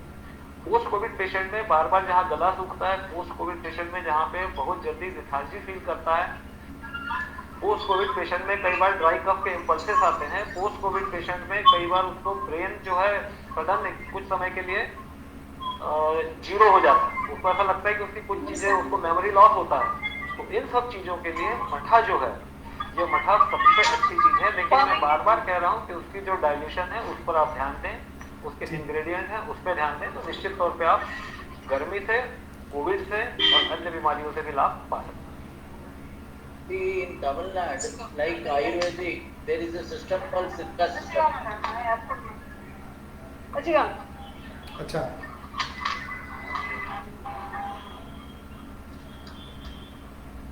Hello. या चंदन सर बोलिए, कंटिन्यू सर। तमिलनाडु में जैसा ये आयुर्वेदिक जैसा सिद्धा करके एक, there are many Siddha doctors. Okay That is Siddha. Right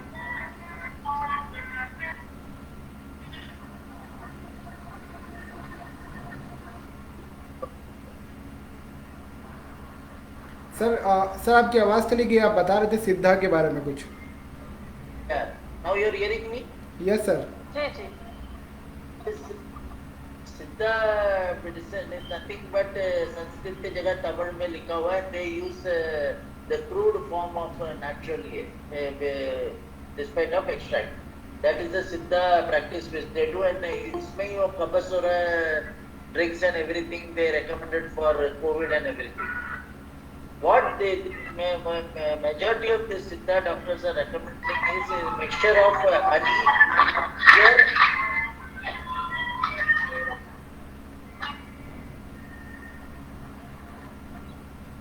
The majority they are recommending mixture of honey, ginger and what we say lemon added to that. So and they say that it is playing a major role in making your blood thinner and the post COVID के लिए जो भी conditions के लिए. This is what which is nothing but the mixture of our zero block. Right. Frida ji आपके mike में कुछ music आ रहा है, there is some music behind. Yeah. Yeah. Yes. Piyush ji, हाँ जी। I switch up. Piyush ji zero block के बारे में बात निकली है और हम लोग सेशन एंड करना सोच रहे हैं I अब। switch up. सो जस्ट आप Yeah. बता सकते हैं कि जितनी भी अभी तक बात हुई है उसमें कहाँ तक जीरो ब्लॉक और जीरो ब्लॉक एक्स हमारे लाइफस्टाइल में रेलेवेंट हो सकता है। सो एक बहुत शॉर्ट बता देंगे आप, उसके बाद हम लोग इसको एंड करते हैं। देखिए अभी अपन ने सभी एक्सपर्ट्स की राय सुनी, जी खासतौर पे हमने डॉक्टर जीवन सर से काफी कुछ सीखा, डॉक्टर जी। मेहता ने भी अपने एक्सपीरियंस शेयर किए, और डॉक्टर जो हमारे साथ हमारे डाइटिशियन है डॉक्टर पुजारा, डॉक्टर कविता, उन्होंने भी काफ़ी अच्छी इनपुट हमको दी as far as diet is concerned. Right right और सभी ने इम्यूनिटी के ऊपर भी बात करी है। अभी कुछ दिनों पहले आपने देखा होगा एक इम्यूनिटी के लिए तो शुरू से बात चल रही है, तो मैं बहुत ज़्यादा एलाबोरेट ना करते हुए सिर्फ इतना कहूँगा कि जो इंग्रेडिएंट जीरो ब्लॉक में हैं, जैसे कि एक पत्ता Apple cider vinegar, garlic extract, allicin, इसके अंदर एक्टिव इंग्रेडिएंट जो है वो एलिसिन है। उसके बाद हमारा जिंजर, जिसमें जिंजरोल और डेमामाइन है, और साथ में लेमन और ऑर्गेनिक हनी। तो ये सारी चीज़ें अगर आप देखें तो इसमें एंटीऑक्सीडेंट इफेक्ट है, एंटी इन्फ्लामेटरी इफेक्ट है, और साथ ही साथ इम्यूनिटी को इम्प्रूव करने के लिए है। ऑल्दो हम फोकस करते हैं सिर्फ हाइपरलिपिडीमिया के पेशेंट्स के लिए, कार्डियोलॉजिस्ट या कार्डियोवैस्कुलर कॉम्प्लिकेशंस के लिए जिनको ब्लॉकेज है, बट एडिशनल इफेक्ट अगर आप देखते हैं तो इस फॉर्मुलेशन के काफ़ी सारे एडिशनल एडवांटेजेस हैं, जैसे कॉग्निटिव इम्पेयरमेंट है, ओबेसिटी है, वीक इम्यूनिटी है, गायनेकोलॉजिकल प्रॉब्लम है, तो न्यूरोलॉजिकल डिसऑर्डर है। तो ये सारी चीज़ों में भी ये रिकमेंडेड है। और यहाँ पर बाई एंड लार्ज अगर मैं कहता हूँ तो सिर्फ एक बात है कि इम्यूनिटी के साथ साथ हार्ट हेल्थ भी अच्छी रहे। और आज जो है हमारा वर्ल्ड हेल्थ डे है, तो वर्ल्ड हेल्थ डे पे हमारा जो एक संदेश जाना चाहिए वो ये है कि इम्यूनिटी के साथ साथ आप हार्ट हेल्थ और जनरल हेल्थ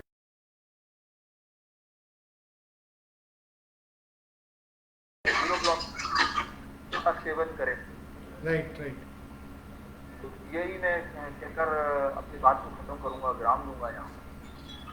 और स्वस्थ रहने की, सोशल डिस्टेंसिंग मेंटेन करने की, और जो भी WHO की गाइडलाइंस हैं और जो हमारे देश के लोगों ने निर्धारित की है कोरोना से बचने के लिए, उस पर अमल करें, उसको स्ट्रिक्टली फॉलो करें और लोगों को बताएं। तो हमारा जो लाइफस्टाइल है वो काफ़ी इम्प्रूव हो सकता है और हम रोग से बच सकते हैं। धन्यवाद। Right, thank you so much, sir. Thank you so much, everyone, for joining. Thank you so much for inviting. Yeah, it was a very fruitful session for us, for everyone, for us. हम लोग को सबको कुछ ना कुछ सीखने को मिला है एक दूसरे से। और for sure जिन लोगों ने भी Facebook पे लाइव इसे देखा होगा, सबको आज कुछ वो आज इनपुट लेके घर जाएंगे, and may be they should prepare something. या तो वो आज घर जाके मठा या छाछ बनाएंगे, या मे बी वो कविता जी के जो टिप्स हैं उनको फॉलो करेंगे और साइकिलिंग स्टार्ट करेंगे, और वॉट के हिसाब से सही लगाओ उनकी लाइफस्टाइल के हिसाब से। I wish for a better health. मैं चाहता हूँ कि कोविड जल्दी से जल्दी ख़त्म हो जाए और हमको इस बारे में बात ना करना पड़े बार बार। इम्यूनिटी जो कविता मैडम ने बोला, उसके अलावा भी हमारे पास नए टॉपिक्स हों बात करने के लिए। And for sure Kavita ji, कभी हम लोगों का बिलासपुर आना हुआ, आपसे मिलना हुआ, या डॉक्टर जीवन आपसे मिलना हुआ बिलासपुर में, तो हम आपसे ज़रूर आके मिलेंगे। Most welcome. Thank you so much. Tanmay ji, मैं एक और चीज़ कहूँगा कि आप इस सारे प्रोग्राम को शायद आपने रिकॉर्ड किया होगा। जी। तो इसकी लिंक अगर आप सबसे शेयर करेंगे तो जो लोग इसको सुन नहीं पाए प्रोग्राम, जी श्योर, जी 100%। उन लोगों को ये शेयर करेंगे जिसके लिए वो आगे चलके सीखेंगे। Right, 100% sir. Thank you sir. Anand ji, thank you sir. so much. We are ending this program right now. Thank you. Okay, thank you. Thank you Frida ji. Thank you Frida ji. Thank you, sir. Bye bye. Stay safe and stay healthy. Thank you. Thank you.